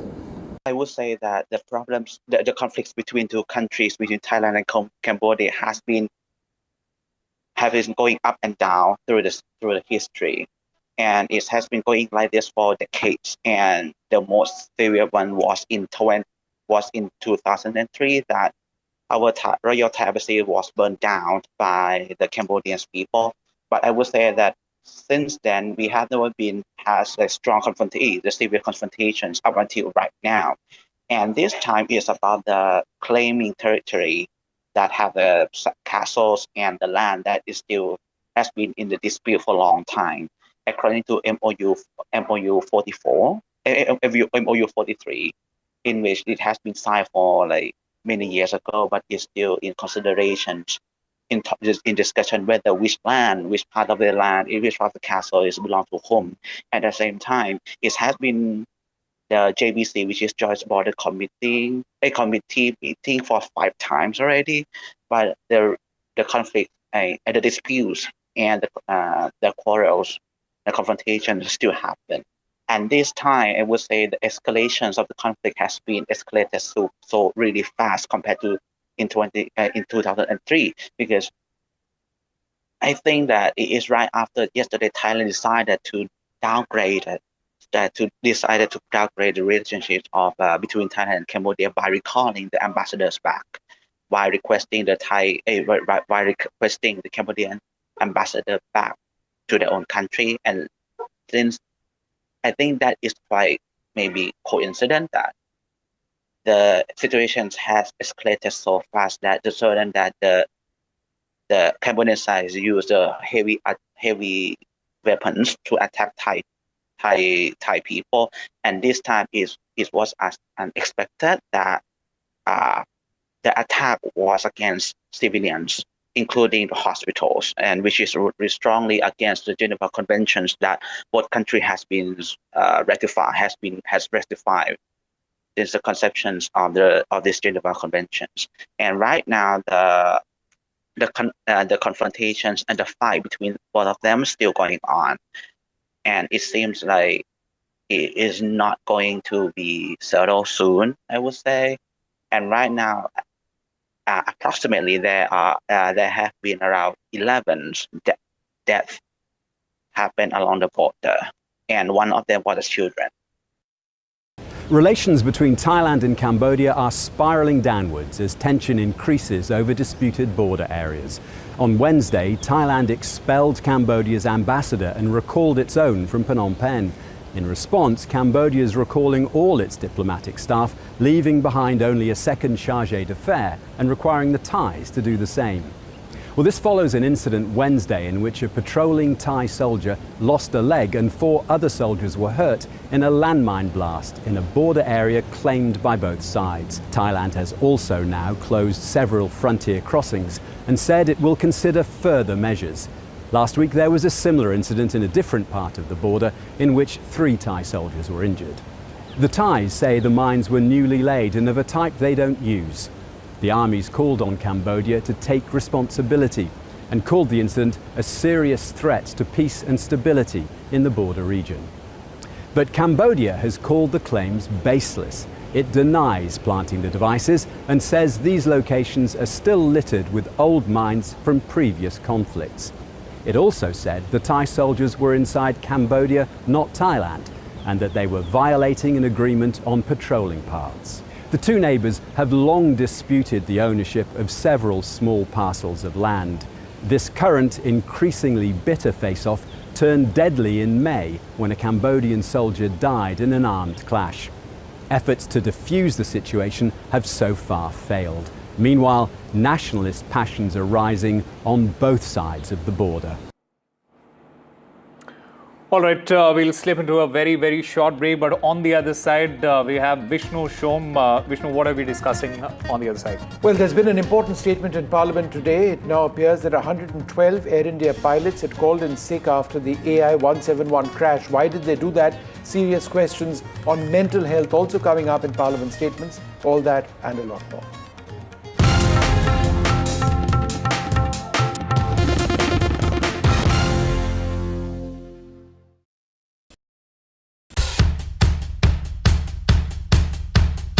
The markets move fast. And so should your portfolio. Expert insights, real-time stock picks. Do I buy Ola? Should I hold CDSL for the long term? Buy, sell or hold. The answers you need, straight from the experts. Callers from India and across the world. Connect live, ask, decide and invest wisely. Your portfolio, your future. Ask Profit.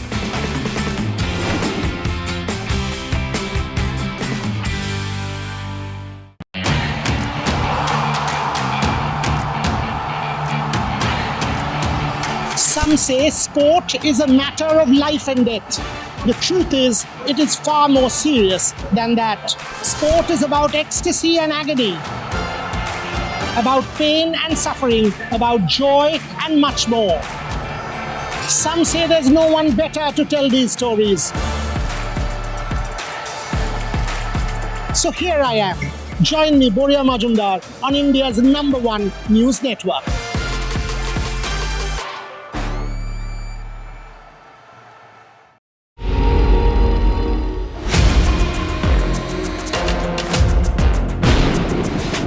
आप एक गुंडे जैसे behave कर रहे हो sir. मेरी आप तो एक मेरा Gaikwad is running away from NDTV's questions. That issue is not before the High Command. It was not discussed so far. Kolhapuri Chappals costing $1,300. The noise we made finally got heard, and it's so nice that somebody took action on it. Pictures and videos of women that were taken in the Bengaluru metro, now on Church Street and other prominent places in Bengaluru. We managed to arrest both of them. We are bringing you now, for the very first time, is that the Air India preliminary crash report is out. This 15-page report into 10.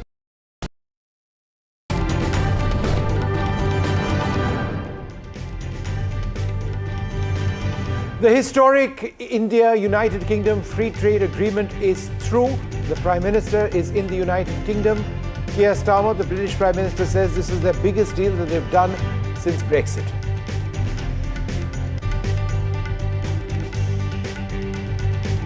New details emerge in Parliament. 112 Air India pilots took sick leave 4 days after the AI-171 crash. The government says there's been a spike in pilot leaves after the crash. This all emerges in a Parliament statement. Serious issues on mental health arising.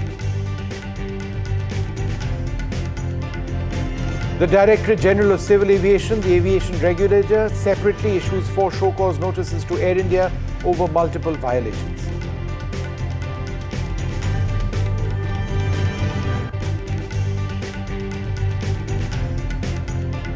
A massive row over the Bihar voter list. There are disruptions from Parliament all the way to Bihar. The leader of the opposition, Rahul Gandhi, says the Election Commission will not get away with this. BJP hits back and says that the opposition is desperate.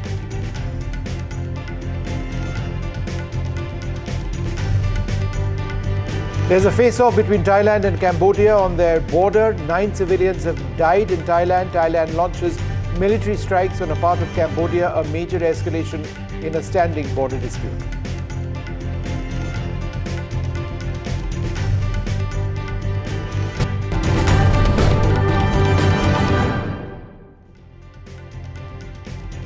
Well, news now coming in that just 4 days after the AI-171 crash on the 12th of June, as many as 112 Air India pilots took sick leave. The aviation minister has informed Parliament of this. There was a spike in pilot leaves. This has raised questions on mental health. Clearly, the shock of this tragedy impacted several Air India pilots, as does emerge. My colleague Tanushka joins us for more on this. Tanushka, what exactly are the details which have emerged in Parliament? So what we understand from, the questionnaire in the Parliament, these questions were raised by a Member of Parliament, Jayaprakash, to the Civil Aviation Ministry and answered thereafter by the Minister of State for Civil Aviation, Muralidhar Mohal. So the questions were posed such there have been mass sick reporting that has been reported by Air India pilots and crew members and, to provide the details of the same and whether the government has taken any remedial measures such as holding post-trauma mental health workshops to mitigate their stress. Now, to answer these questions, the Minister of State said that on 16 June, this is only 4 days after the crash had happened, that 112 pilots of Air India reported sick leave. Of this, 61 were the first officers, whereas 51 were commanders who reported for sick leave. Now, the minister said that this was a minor increase in sick leaves by the pilots of Air India, but the numbers suggest slightly a different case. The minister also said that there's been an introduction of separate standalone and customized training capsules for flight crew to recognize and manage the adverse effects of mental health conditions, as advised by the DGCA as well. Additionally, on mental health monitoring, the organizations, that means the airlines, have been advised to come up with peer support programs in place for its employees, all under the umbrella of their mental health programs. And separately, there have been a number of show cause notices issued to Air India. What are the details of that? Right, yes. So the DGCA, again, the aviation regulator of our country, has issued a couple of show cause notices, one such being, highlighting multiple violations to Air India pertaining to cabin crew duty and rest regulations designed to ensure flight safety. All right, let's just quickly cut across to the Union Urban Affairs Minister, Manohar Lal Khattar, speaking at the NDTV Real Estate Conclave.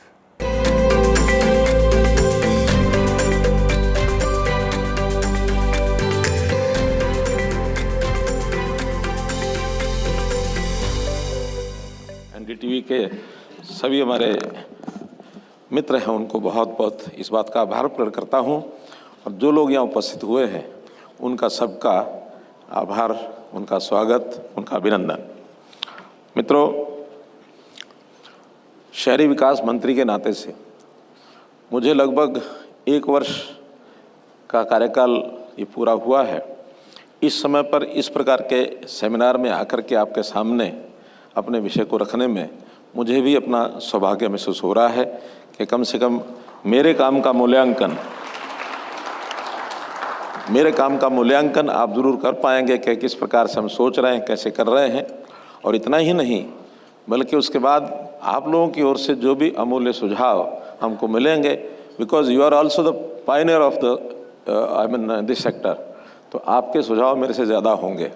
एक कहावत है कि jack of all and master of none, I am before you, लेकिन उसी को थोड़ा बदल दिया जाए कि jack of all and master of one, you are the master. तो इस नाते से मेरे से ज़्यादा अनुभव आपके हैं, तो उसका भी निश्चित रूप से हम मिल करके इस काम को आगे बढ़ाएंगे। ऐसा मैं कह सकता हूँ कि ये जो सेंचुरी है, न केवल अपने देश के लिए बल्कि दुनिया के लिए, if I may call it, it is an urban century. इस शताब्दी में अर्बनाइजेशन जिस प्रकार से बढ़ रहा है, ये अपना में बहुत महत्वपूर्ण विषय है। आज हम अपने देश में टोटल पॉपुलेशन का 35% ये अर्बनाइट्स हैं और आने वाले समय में मैं कह सकता हूँ कि 2047 तक विल बी डबल अर्बनाइट्स। हमारी संख्या जो आज 45 करोड़ है, 35% है, उस समय तक संख्या में 90 करोड़ हो जाएगी और परसेंटेज में 50% को क्रॉस कर जाएगी। तो बहुत तेज़ी से अर्बनाइजेशन हो रहा है, पॉपुलेशन बढ़ रही है, एक फैक्टर। हमारी जो ग्रामीण क्षेत्र से माइग्रेशन हो रहा है शहरों की तरफ, ये दूसरा फैक्टर। शहरों का फैलाव हो रहा है और छोटे जो स्थान हैं वो भी धीरे धीरे बड़े होते जा रहे हैं। कुल मिलाकर के देश में अगर आज छोटे बड़े सब शहरों की संख्या गिनी जाए तो 5020 शहर अपने इस देश में हैं, जिसमें से मिलियन प्लस ऐसे लगभग 60 होंगे। तो ऐसे मिलियन प्लस के ऊपर ज़्यादा फोकस हमको करना होगा बाकी जो 500 से के आसपास जो शहर हैं, आगे संभावना उनकी ज़्यादा बढ़ने की है जहाँ 1 लाख से ऊपर जिसकी आबादी है। इसके बाद बहुत छोटे शहर हैं, काम हमको वहाँ भी करना है, लेकिन उसमें उतनी गति नहीं बना पाएंगे क्योंकि वहाँ माइग्रेशन की ज़्यादा स्थिति नहीं है, बल्कि वहाँ छोटे शहरों से भी बड़े शहरों में लोग आ रहे हैं। तो इस प्रकार से इस विषय को हमको आगे बढ़ाना होगा, और ख़ास करके हमारे शहरों का दुनिया के अंदर अगर हम बाकी शहरों के साथ मुकाबला करें तो कुछ बड़े शहर हैं, वहाँ हमारी स्थिति बहुत अच्छी भी नहीं है, बहुत ख़राब भी नहीं है। बड़े शहरों में एक बड़े शहर का नाम लिया जाता है मनीला, जहाँ की पर स्क्वायर किलोमीटर जो उसकी डेंसिटी है दैट इज़ 45,000, और अभी तक ये माना जाता है that is the highest one. लेकिन वो एक ठीक दिशा में प्लान्ड सिटी के रूप में आगे नहीं बढ़ पाया। आज भी वहाँ लोगों को कठिनाइयाँ बहुत हैं। और अगर उसी के मुकाबले में हम हांगकांग की बात करें, हमारे से ज़्यादा वहाँ पॉपुलेशन है, यानी डेंसिटी है, लेकिन वो एक प्लान्ड सिटी है। हांगकांग हम कह सकते हैं कि हमारे शहरों से कहीं आगे है। तो हमको अच्छे शहरों का एक उनकी बेस्ट प्रैक्टिसेस को अडॉप्ट करना पड़ेगा, और जहाँ कुछ कमियाँ रह गई हैं, अनप्लान्ड सिटी के रूप में आगे बढ़ गए हैं, उससे सावधान होना पड़ेगा। इसलिए एक वर्ल्ड क्लास हमारा जो अर्बन स्ट्रक्चर है वो किस प्रकार से बने, इसके ऊपर ज़रूर हमको ध्यान करना पड़ेगा। बड़े शहरों में खास करके हमारे जो मेट्रोपोलिस हैं, जिसमें न्यू दिल्ली है, जिसमें बेंगलोर है, जिसमें चेन्नई है, जिसमें कलकत्ता है, जिसमें मुंबई है, तो ऐसे बड़े बड़े जो शहर हैं इनका एक्सपेंशन बहुत हो रहा है, और यही सबसे ज़्यादा जो समस्याएं हैं इसकी ओर हम ज़रूर आगे बढ़ेंगे। तो उसके लिए हमको ज़रूर कुछ ना कुछ एक अपने विचार को इस प्रकार से सुंदर बनाकर चलना पड़ेगा। देश के प्रधानमंत्री जी ने इस विषय पर बहुत आग्रह भी किया है, ध्यान भी कर रहे हैं। अभी 2025-26 का जो बजट पेश हुआ उसके अंदर 6 सेक्टर्स को ऐसा माना गया कि इनके ऊपर पूरा ध्यान अगर हम देंगे तो बाय 2047 हमको विकसित भारत होने में कोई रोक नहीं सकता। और उस 6 में 1 is urban development and the second 1 is power sector, और संयोग से वो दोनों सेक्टर मेरे ज़िम्मे लगा रखे हैं। इसलिए it's a challenge for all of us कि इस चैलेंज को हमको स्वीकार करना पड़ेगा। बल्कि एक और भी उसके अंदर एक घोषणा हुई, हालांकि हर योजना के लिए एक फंड का नाम दिया जाता है, तो इस बार एक नया फंड 1 लाख करोड़ रुपए का अर्बन चैलेंज फंड इस नाम से रखा गया है। तो फर्स्ट डे तो हमको भी ये लगा कि ये नाम क्यों रखा गया होगा, लेकिन उसके बाद हमको ध्यान में आया कि वास्तव में इट्स ए चैलेंज। तो इस चैलेंज को स्वीकार करने के लिए हमको इस सब हिसाब से हमको करना पड़ेगा, और जस्ट एक दूसरे के साथ मिल करके हमको एक सस्टेनेबल अर्बन ग्रोथ, अर्बन जो हमारा सेक्टर है, इस अर्बनाइजेशन को हमको ये करना पड़ेगा ताकि लंबे समय तक हम अपने सिस्टम को ठीक कर सकें। City should be cleaner, safer, greener and more inclusive cities. इस प्रकार की हमारी रचना ये हमको बनानी पड़ेगी। अब इसके अंदर बहुत सी चीज़ें जो हमको ध्यान में आती हैं कि पहला तो शहर जो हैं ये हमारे इंजन ऑफ इकोनॉमिक ग्रोथ हैं, क्योंकि आज भी ऐसा माना जाता है कि जो अर्बन एरिया है हमारे जीडीपी का 63% वो हमारा जो है जीडीपी का जो हमारा कंट्रीब्यूशन है वो अर्बन साइड से है, चाहे वो सर्विसेज मेनली है, इंडस्ट्री है, सब है। इसके बाद अपने आप में कृषि का भी अपना एक सेक्टर है जिसके अंदर हम ग्रोथ करते हैं, लेकिन अर्बनाइजेशन जितना बढ़िया होगा हमारा जीडीपी उतना ही आगे बढ़ेगा। तो हम इसको 2047 तक जो हमको इसमें ध्यान रखना है उसके अंदर सबसे पहला विषय है अर्बन कनेक्टिविटी। तो इस कनेक्टिविटी के अंदर सबसे पहला रोड्स है। रोड्स पहले से भी पर्याप्त संख्या में रही हैं, आगे बढ़िया हो रही हैं, लेकिन रोड्स का जो एक नेगेटिव फैक्टर वो ये है कि ट्रैफिक जैम ये बड़ी स्थिति बन गई है, क्योंकि स्पेस इज़ लिमिटेड वन। उसी में से यानी पब्लिक ट्रांसपोर्ट, मेट्रो हमको बड़े शहरों में बड़ी आवश्यकता और बहुत तेज़ी से हम आगे बढ़ भी रहे हैं।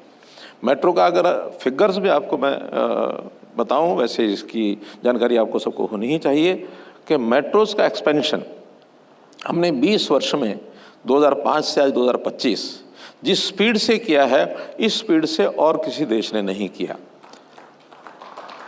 साइज में China is bigger than us, और इस समय पर US is also bigger than us.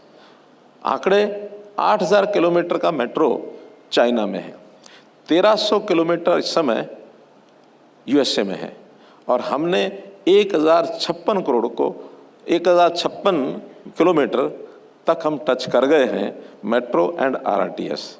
We are very near to USA, और हमारे 900 किलोमीटर के जो मेट्रो के पाइपलाइन में प्रोजेक्ट चल रहे हैं, बहुत जल्दी विद इन ईयर और two we can surpass this USA figure, तो हम सेकंड स्थान पर आ जाएंगे। मेट्रो के साथ एक समस्या अभी खत्म नहीं हो रही है। हर आदमी अपने वाहन से लेकर के मेट्रो स्टेशन जाता है, स्टेशन पर उतर करके फिर वहाँ से अपना वाहन लेता है, ऑफिस में जाता है, तो दो जगह पर फिर वो ट्रैफिक को जैम करता है। इसके लिए जो प्लानिंग है that is last mile connectivity. Last mile connectivity में पैसेंजर को अपने घर से वाहन लेगा, और जब स्टेशन पर नेक्स्ट स्टेशन उतरना है वहाँ से वाहन लेके उसके डेस्टिनेशन पर छोड़ेगा, ताकि उसको अपनी गाड़ी न रखनी पड़े। तो इसलिए इस लाइन पर बहुत स्कीमें आगे बढ़ रही हैं। इन स्कीम्स के अंतर्गत लास्ट माइल कनेक्टिविटी यदि ठीक से उसका पालन करेंगे तो लोगों को अपने वाहन डेली जो काम करने के लिए आना जाना पड़ता है उसको रखने की ज़रूरत नहीं है। तो हमारा ये जो ट्रैफिक है सड़कों का ये कम होगा। इसी के साथ दूसरा विषय जुड़ा है, वो है एनवायरमेंटल पॉल्यूशन।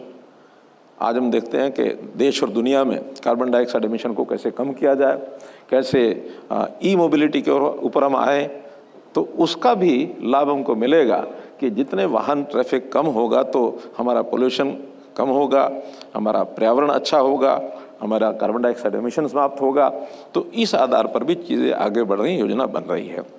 दूसरी समस्या जो है वो है लैंड की, क्योंकि विद एक्सपेंशन लैंड जितनी भी हम उसमें कंज्यूम करेंगे, लैंड इज़ नॉट लाइक रबड़ कि जिसको हम एक्सपेंड करते जाएंगे, इसका एक लिमिटेड स्कोर है। तो उस लिमिटेड स्पेस में हमको अपना कैसे बेस्ट यूटिलाइजेशन करना है वो है वर्टिकल स्पेस को यूज़ करें। तो लैंड का एक्सपेंशन हम साइड में नहीं कर सकते, लेकिन वर्टिकल हम कर सकते हैं।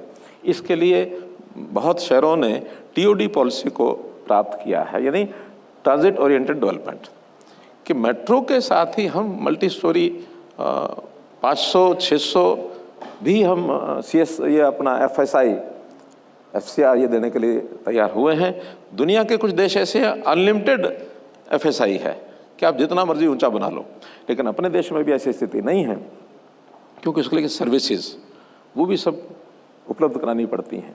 तो इसलिए TOD की पॉलिसी को, चाहे वो आसपास के स्टेट्स में तो लागू हो गया है। आज मैं हरियाणा का समाचार ले रहा था तो उन्होंने हमको बताया कि इस समय कुल मिलाकर गुरुग्राम और फरीदाबाद दोनों में अराउंड 60 डेवलपर्स ने इस प्रकार के यानी अपने प्रोडक्ट्स को बनाने के लिए लाइसेंस लिए हैं नोडल पॉइंट्स के ऊपर हाई राइज बिल्डिंग्स।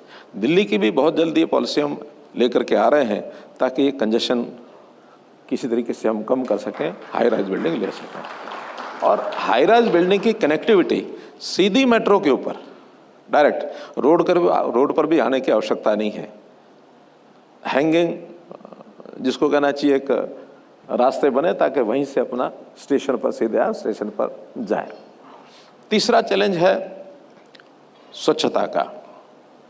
स्वच्छता शहरों के अंदर क्योंकि एक्सपेंशन खूब हो रहा है, खूब हमारे लोग लगे भी हैं, कर भी रहे हैं, नई नई स्कीमें भी आती हैं, पैसा भी हम खर्च कर रहे हैं, हर साल उसका कंपटीशन भी कराते हैं। उस कंपटीशन में एक होड़ लगी है, एक प्रतियोगिता हो रही है, कौन फर्स्ट आए कौन सेकंड आए। तो ध्यान में ही आया कि कुछ शहर ऐसे हैं जिनको लगता है हर वर्ष वही आएंगे। एक 15-20 शहरों का ही कंपटीशन होकर रह गया। अल्टीमेटली हमने इसमें स्कीमें इस बार बदली। स्कीमों में क्या किया कि जो लगातार 15-20 शहर ऐसे हैं जो फर्स्ट सेकंड थर्ड आ रहे हैं, उनका एक अलग से क्लब बना दिया, सुपर स्वच्छ लीग, कि आप इस सुपर स्वच्छ लीग में जाओ, यू आर महाराजा क्लब। अब जो बाकी हैं वो फर्स्ट सेकंड थर्ड आएंगे ताकि कंपटीशन और नीचे पहुँचे। तो इसका एक बहुत स्वागत हुआ है सब शहरों ने, उन्होंने भी माना है जो महाराजा में चले गए कि ठीक है हमको एक खिताब मिल गया, अब बाकी शहरों में कंपटीशन होना चाहिए। लेकिन हाँ, उनके साथ भी कंडीशन लगा दी है, बल्कि रादर 2 कंडीशन। एक, with in that group compete करेंगे और उसमें फिर जो कमज़ोर रह जाएंगे साल के आखिर में उनको बाहर निकालेंगे और नए जोड़ेंगे। So they have to compete within themselves कि हम उनको रिमेन उसके अंदर रहना है, उस क्लब के अंदर। तो ऐसा उनमें भी कंपटीशन आया। सेकंड उनके साथ क्या चीज़ जोड़ी है, जैसा एक हम स्लोगन करते हैं ना कि ईच वन टीच वन, तो हमने कहा कि ईच वन क्लीन वन। इस बार 74 सिटीज़ जो फर्स्ट सेकंड थर्ड के अवार्ड जिनको मिले हैं उनको कहा कि अगले वर्ष पेयर में आओगे, जो सबके लोएस्ट रैंकिंग का आपका एक शहर है स्टेट का, उसको साथ लेकर के उसकी क्लीनिंग का भी जिम्मेदारी आप लो, ताकि 74 के अगली बार 148 बन करके आए। तो ये एक एक्सपेंशन करना है और लोगों के स्वभाव में कैसे स्वच्छता आए, उनके संस्कार में कैसे आए, क्योंकि केवल कंपटीशन तक नहीं करना, हमको हर आदमी के स्वभाव में आना चाहिए कि वी शुड रिमेन क्लीन। तीसरा विषय है उसके अंदर पानी। वाटर अपने आप में एक बहुत बड़ी ज़रूरत भी है और उसकी अवेलेबिलिटी भी एकदम ओपन नहीं है। उसके अंदर WHO ने एक आंकड़ा दिया कि शहरों में 135 लीटर पर हेड पर डे ये कंजम्पशन उन्होंने एक मोटे रूप से तय की है।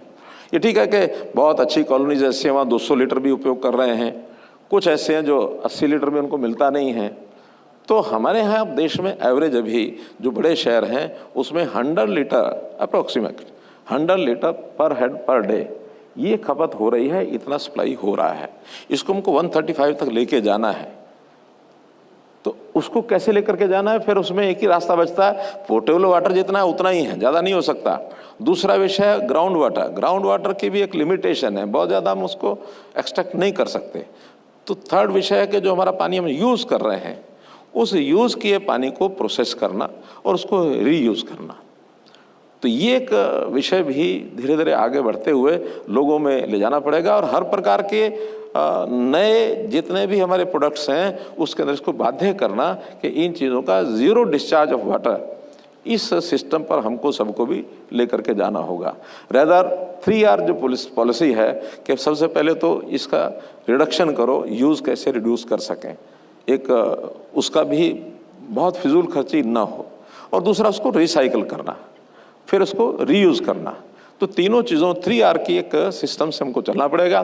फिर और प्रकार के जितने भी वेस्ट हैं उसमें भी हमको एक सर्कुलर इकोनॉमी के रूप में उसको लाना पड़ेगा कि वेस्ट जितना है उसको कैसे हम वेल्थ के रूप में बदल सकें। तो वेस्ट टू वेल्थ का भी सिस्टम हम शहरों के अंदर खूब लागू कर रहे हैं। तो इस आधार पर भी चीज़ें हमारी आगे बढ़ रही हैं। अब ये सब करने के लिए हमको कुछ टेक्नोलॉजी का भी उपयोग करना होगा, क्योंकि आज हर चीज़ पुराने परंपरागत तरीके से नहीं हो सकती। AI का उपयोग करके हमको स्मार्ट सिटीज़ में टेक्नोलॉजी के माध्यम से भी करना होगा। नई नई टेक्नोलॉजी, डिजिटलाइजेशन या जितने भी हमारे सर्विसेज हैं उन सर्विस को भी AI के माध्यम से चीज़ें करेंगे तो उसके अंदर एक तो भ्रष्टाचार रुकता है, लोगों का विश्वास जमता है और जो सर्विसेज हैं वो प्रॉपर और एक जिसको कहना चाहिए एक ठीक समय पर हमको सर्विस को मिल जाती हैं। तो हमको AI का उपयोग करना होगा, हमको प्रोटेक्ट इनोवेशन इस प्रकार से करना होगा और ग्रीन बिल्डिंग्स को भी बनाना राहत देनी होगी। ग्रीन बिल्डिंग का मतलब है कि हर एक में हम कम से कम उसका टेम्परेचर कैसा हो, वह वाटर का जैसे मैं बताया ज़ीरो डिस्चार्ज ऑफ वाटर हो, एनवायरमेंटल सारे इश्यूज़ हों, उन सब को भी ध्यान रख करके और पर्यावरण के प्लानिंग में हम ऑक्सीजन का भी हमको ध्यान रखना होगा कि हम ज़्यादा से ज़्यादा अपने ग्रीन कवर को कैसे उस एरिया में बढ़ा सकते हैं। अभी हमारा ग्रीन कवर जो ऐसा माना जाता है कि शहरों के अंदर 20% ग्रीन कवर होना चाहिए, और मुझे बड़ा बहुत ही इसको कहना चाहिए कि पीड़ा हमको भी है कि इसका परसेंटेज अभी 6 से 8% ही है, क्योंकि पुराने शहरों के अंदर तो ग्रीन कवरेज बहुत कम है।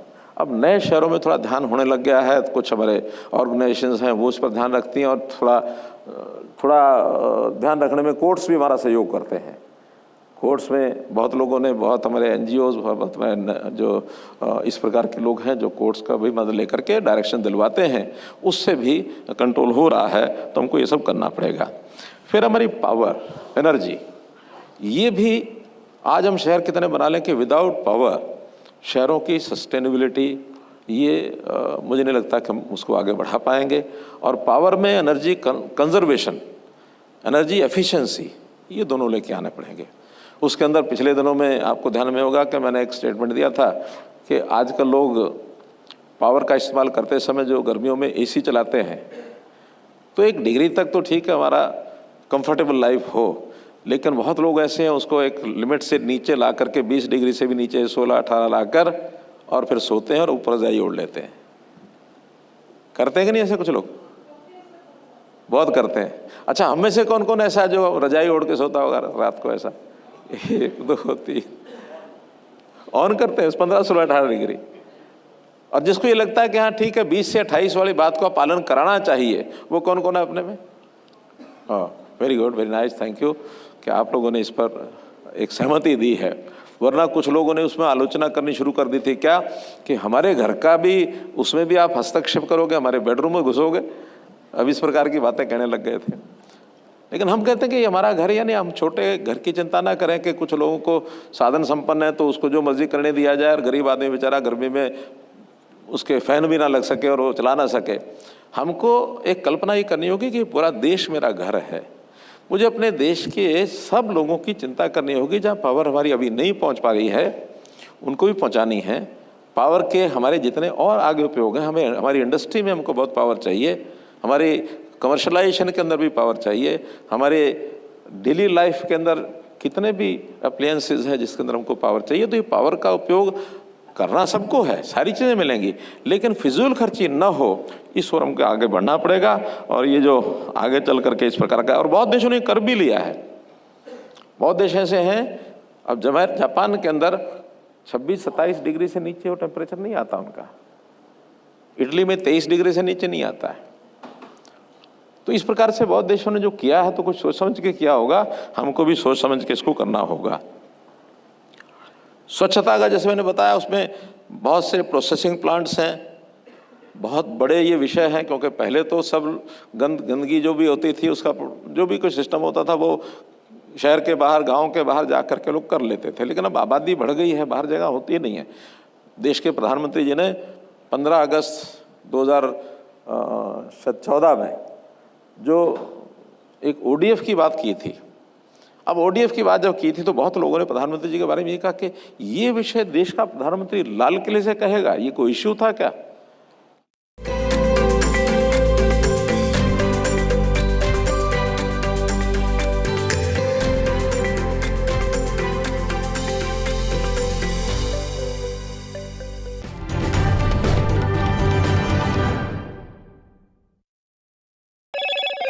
Hello, Moto. Moto G96 5G. All eyes on you.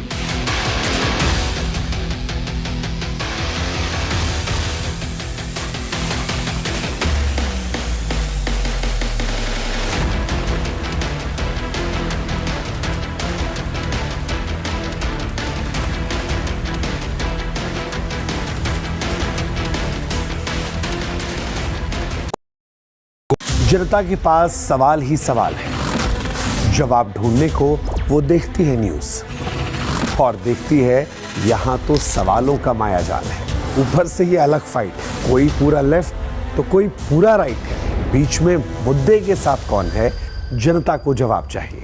इसीलिए सवालों की परेड नहीं, मैं लाऊंगा खबरों की कचहरी। मैं शुभांकर मिश्रा, मेरे साथ देखिए कचहरी रात 8 बजे सिर्फ NDTV इंडिया पर। Is your business future ready? Join the 13-week strategic ESG certification program for business sustainability and growth for CXO and business leaders by NDTV, Terry and Zenora. Master global ESG frameworks, gain real-world tools and lead with impact. Starts August the 23rd. Enroll now and power your business with sustainability. I've been reporting on all issues big and small from Andhra Pradesh, Telangana, rest of South India, bringing you all the action, all that you need to know, all that you want to know. The energy of maximum city is infectious. I'm bringing that energy in our news coverage from financial capital Mumbai. Covering from the southernmost part of India over the last 23 years. I bring in-depth and 360-degree coverage from the Dravidian heartland. The land of Mishti, also known for its bitter politics. I have seen much water flow under the Howrah Bridge, covering Bengal in all its vivid colors. India's IT capital is always bustling, a city full of startups, stories and surprises. And I keep you ahead on all the Bengaluru buzz.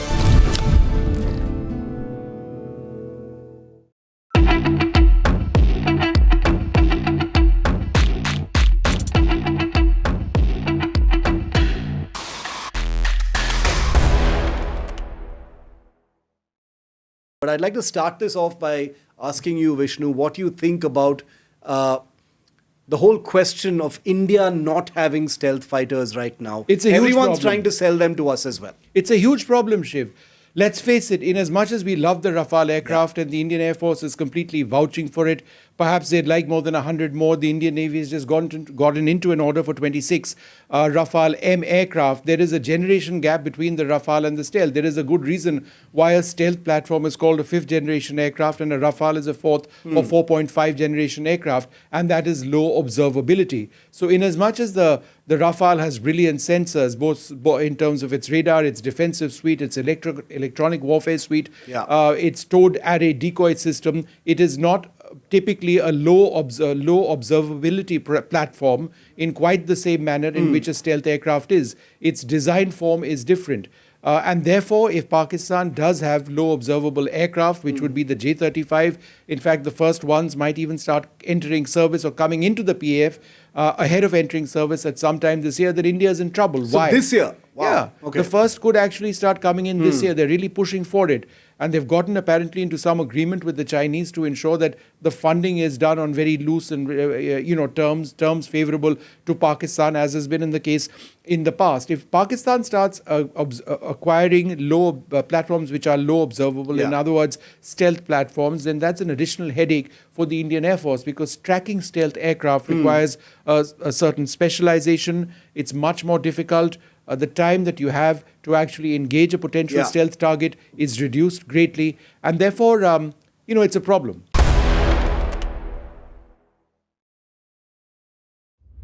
Vanakkam Tamil Nadu. Now the battle for Tamil Nadu 2026 is open now.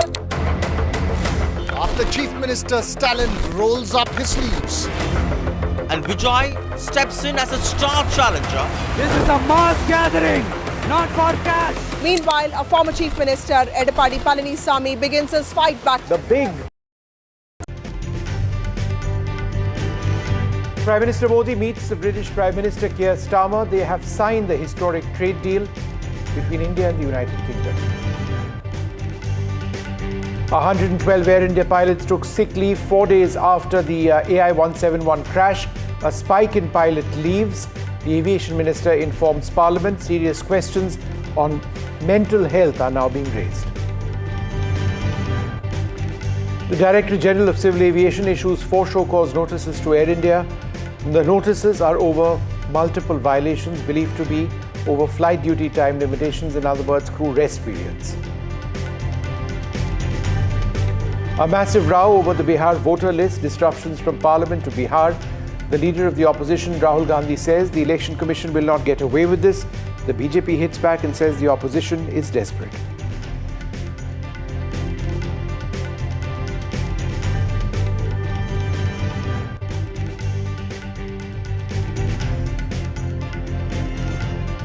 Presented by Canara Bank. Together we can.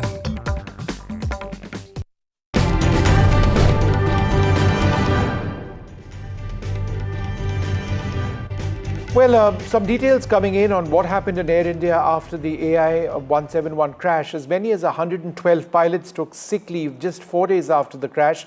This has been shared by the Aviation Minister in Parliament. A spike in aviation in pilot leaves, including senior commanders and first officers.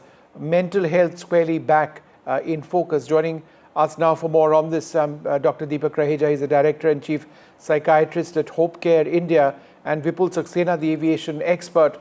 Mr. Saxena, to you first.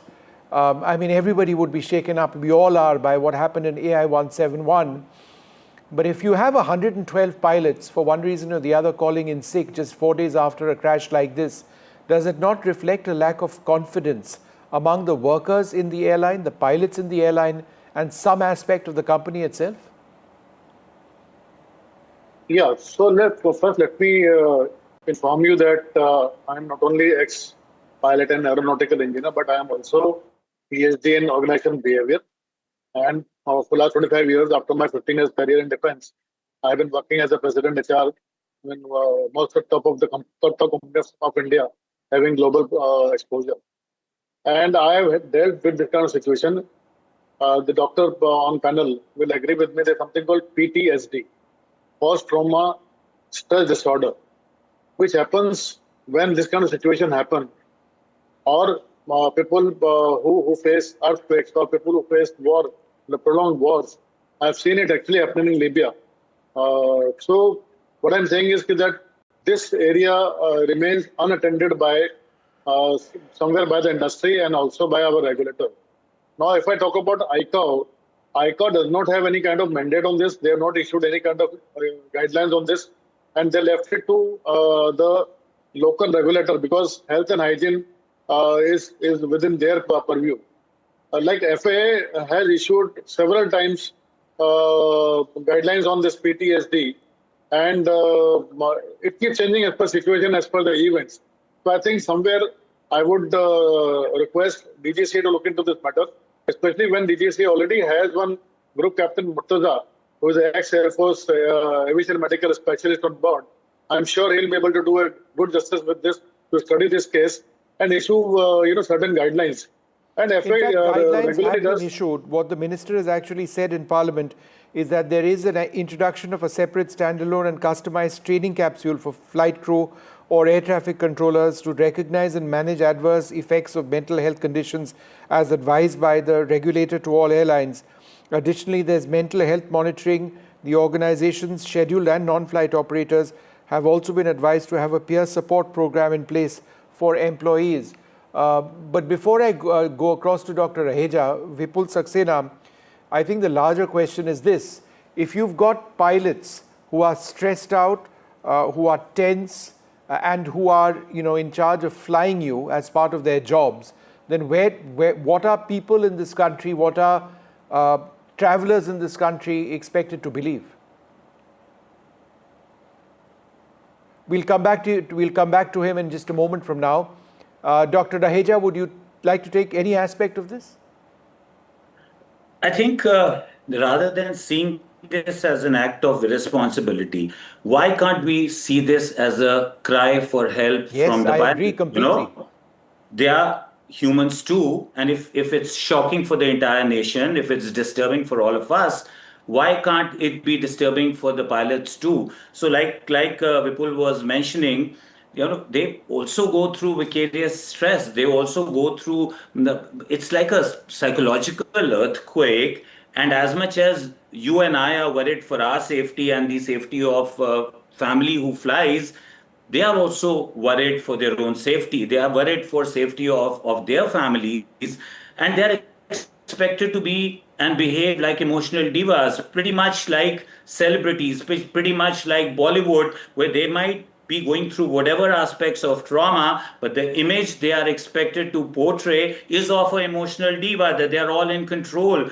I don't think this is a responsibility. This is a mental health crisis. They're all grieving in their own ways. Some of it might be just proxy grieving of a fellow pilot, a fellow crew that you flew with, that you were friends with, who lost their life. So there is survivor's guilt. There is guilt of when you enter the aircraft, what happens in the cockpit. It's not the manuals and machines that keep us safe. It is sturdy hearts, steady minds. And I think it is time that it's not just about creating mental health manuals. It is actually genuinely looking into the mental health of pilots, because if they are safe, if they are steady in their heart and their mind, they will ensure that everything falls in place. So I don't think, it's a huge crisis for the lobby. Like you said, the peer group provides better support than therapists. So it is important to see that a cry for help is seen as a responsible action and not a... Dr. Raheja, everything that you say, is spot on. But we in India, and this isn't just Air India by any means, in professional work environments, the entire issue of mental health is a huge concern. People don't talk about it. People look the other way. They don't accept it. And the belief is that, what are you talking about? Get back to work. Is this not, systemic across industry in India, where mental health is not language which exists, let alone being addressed? Dr. Raheja. I think we owe that gratitude to media, to responsible journalism by anchors like you, with TV channels who spearhead to destigmatize mental health. I think we are in an era now where it's not so shunned down upon. We have families who are seeking treatment. We have families who go for therapy. And we must encourage that to ask for help is a sign of strength and not a sign of weakness. So I think we need to realize the era we live in, and mental health concerns are a reality. They cannot be brushed under the carpet, because if we do that, then you just keep doing what you're doing and you're expected to be, like I said, the emotional anchorage of strength. And when you fall apart, then that crisis can lead to a spiral of dominoes falling down, which can have a huge, devastating cascade, Vipul Saxena, I think what Dr. Raheja is saying is absolutely critical in terms of accepting mental health issues and then addressing them and not being shy about talking about these issues. But the other aspect of this is that, is it not the prerogative of any company, and in this case the aviation sector, to ensure that their pilots, their flight crew are not in a position where they may be potentially having emotional responses, extreme emotional responses, where 112 of them decide that they will not come into work? It's about creating a conducive work environment as well, creating conditions of operations where mental challenges are left behind for the, for the duration of the flight at least. So is it not as much a cause of concern for the company? Yeah, Vishnu, that's what I was, while I was covering the same part, I got disconnected, unfortunately. So basically, issuing a guideline does not really make any difference unless it is taken on ground. And it has to be worked upon 2-3 prongs. Let me tell you, I have handled this kind of cases where, firstly, you have to introduce certain, capsule courses or counseling sessions at the organization level, at group level. And then slowly you have to pick up certain leadership people or certain supervisory people who responded well. And those people are to be involved actively into this exercise to take this message forward and take this, caring attitude of the organization forward and remove their stresses. So it is not one way or one pronged action. There are multi-pronged actions which are to be taken. And before that, the organization has to provide them a platform where they can anonymously or voluntarily share their feelings or their emotions or their fears, so that somebody can pick up those and help the organization, also help the individual particularly. I think that is the kind of system has to be developed. I'm sure whatever guidelines DG says issued, somebody must be working on it. But ultimately, unless we have this kind of environment available, platform available, I don't think situation will really come under control or really will be able to come over it. The other aspect, of course, Mr. Saxena, has to do with flight duty time limitations and the fact that Air India has received notices from the regulator as well. Right, they've acknowledged that these notices, show cause notices, have been issued on the basis of their own voluntary disclosures.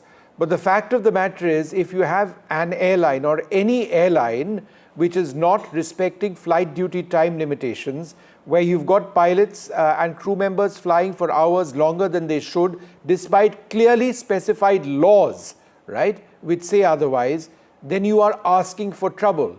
Again, is this not a part of a culture perhaps of not following the rules? Yeah, absolutely. I mean, this is being a pilot myself. I know how much stress comes into human body if you don't follow FTA, if you don't take proper rest. All these rules have been made based on practical medical reports and the health of pilots over a period of time when they fly for prolonged periods. So these are not somebody sat down on a desk and made these rules. These things have a medical backing, medical regulations behind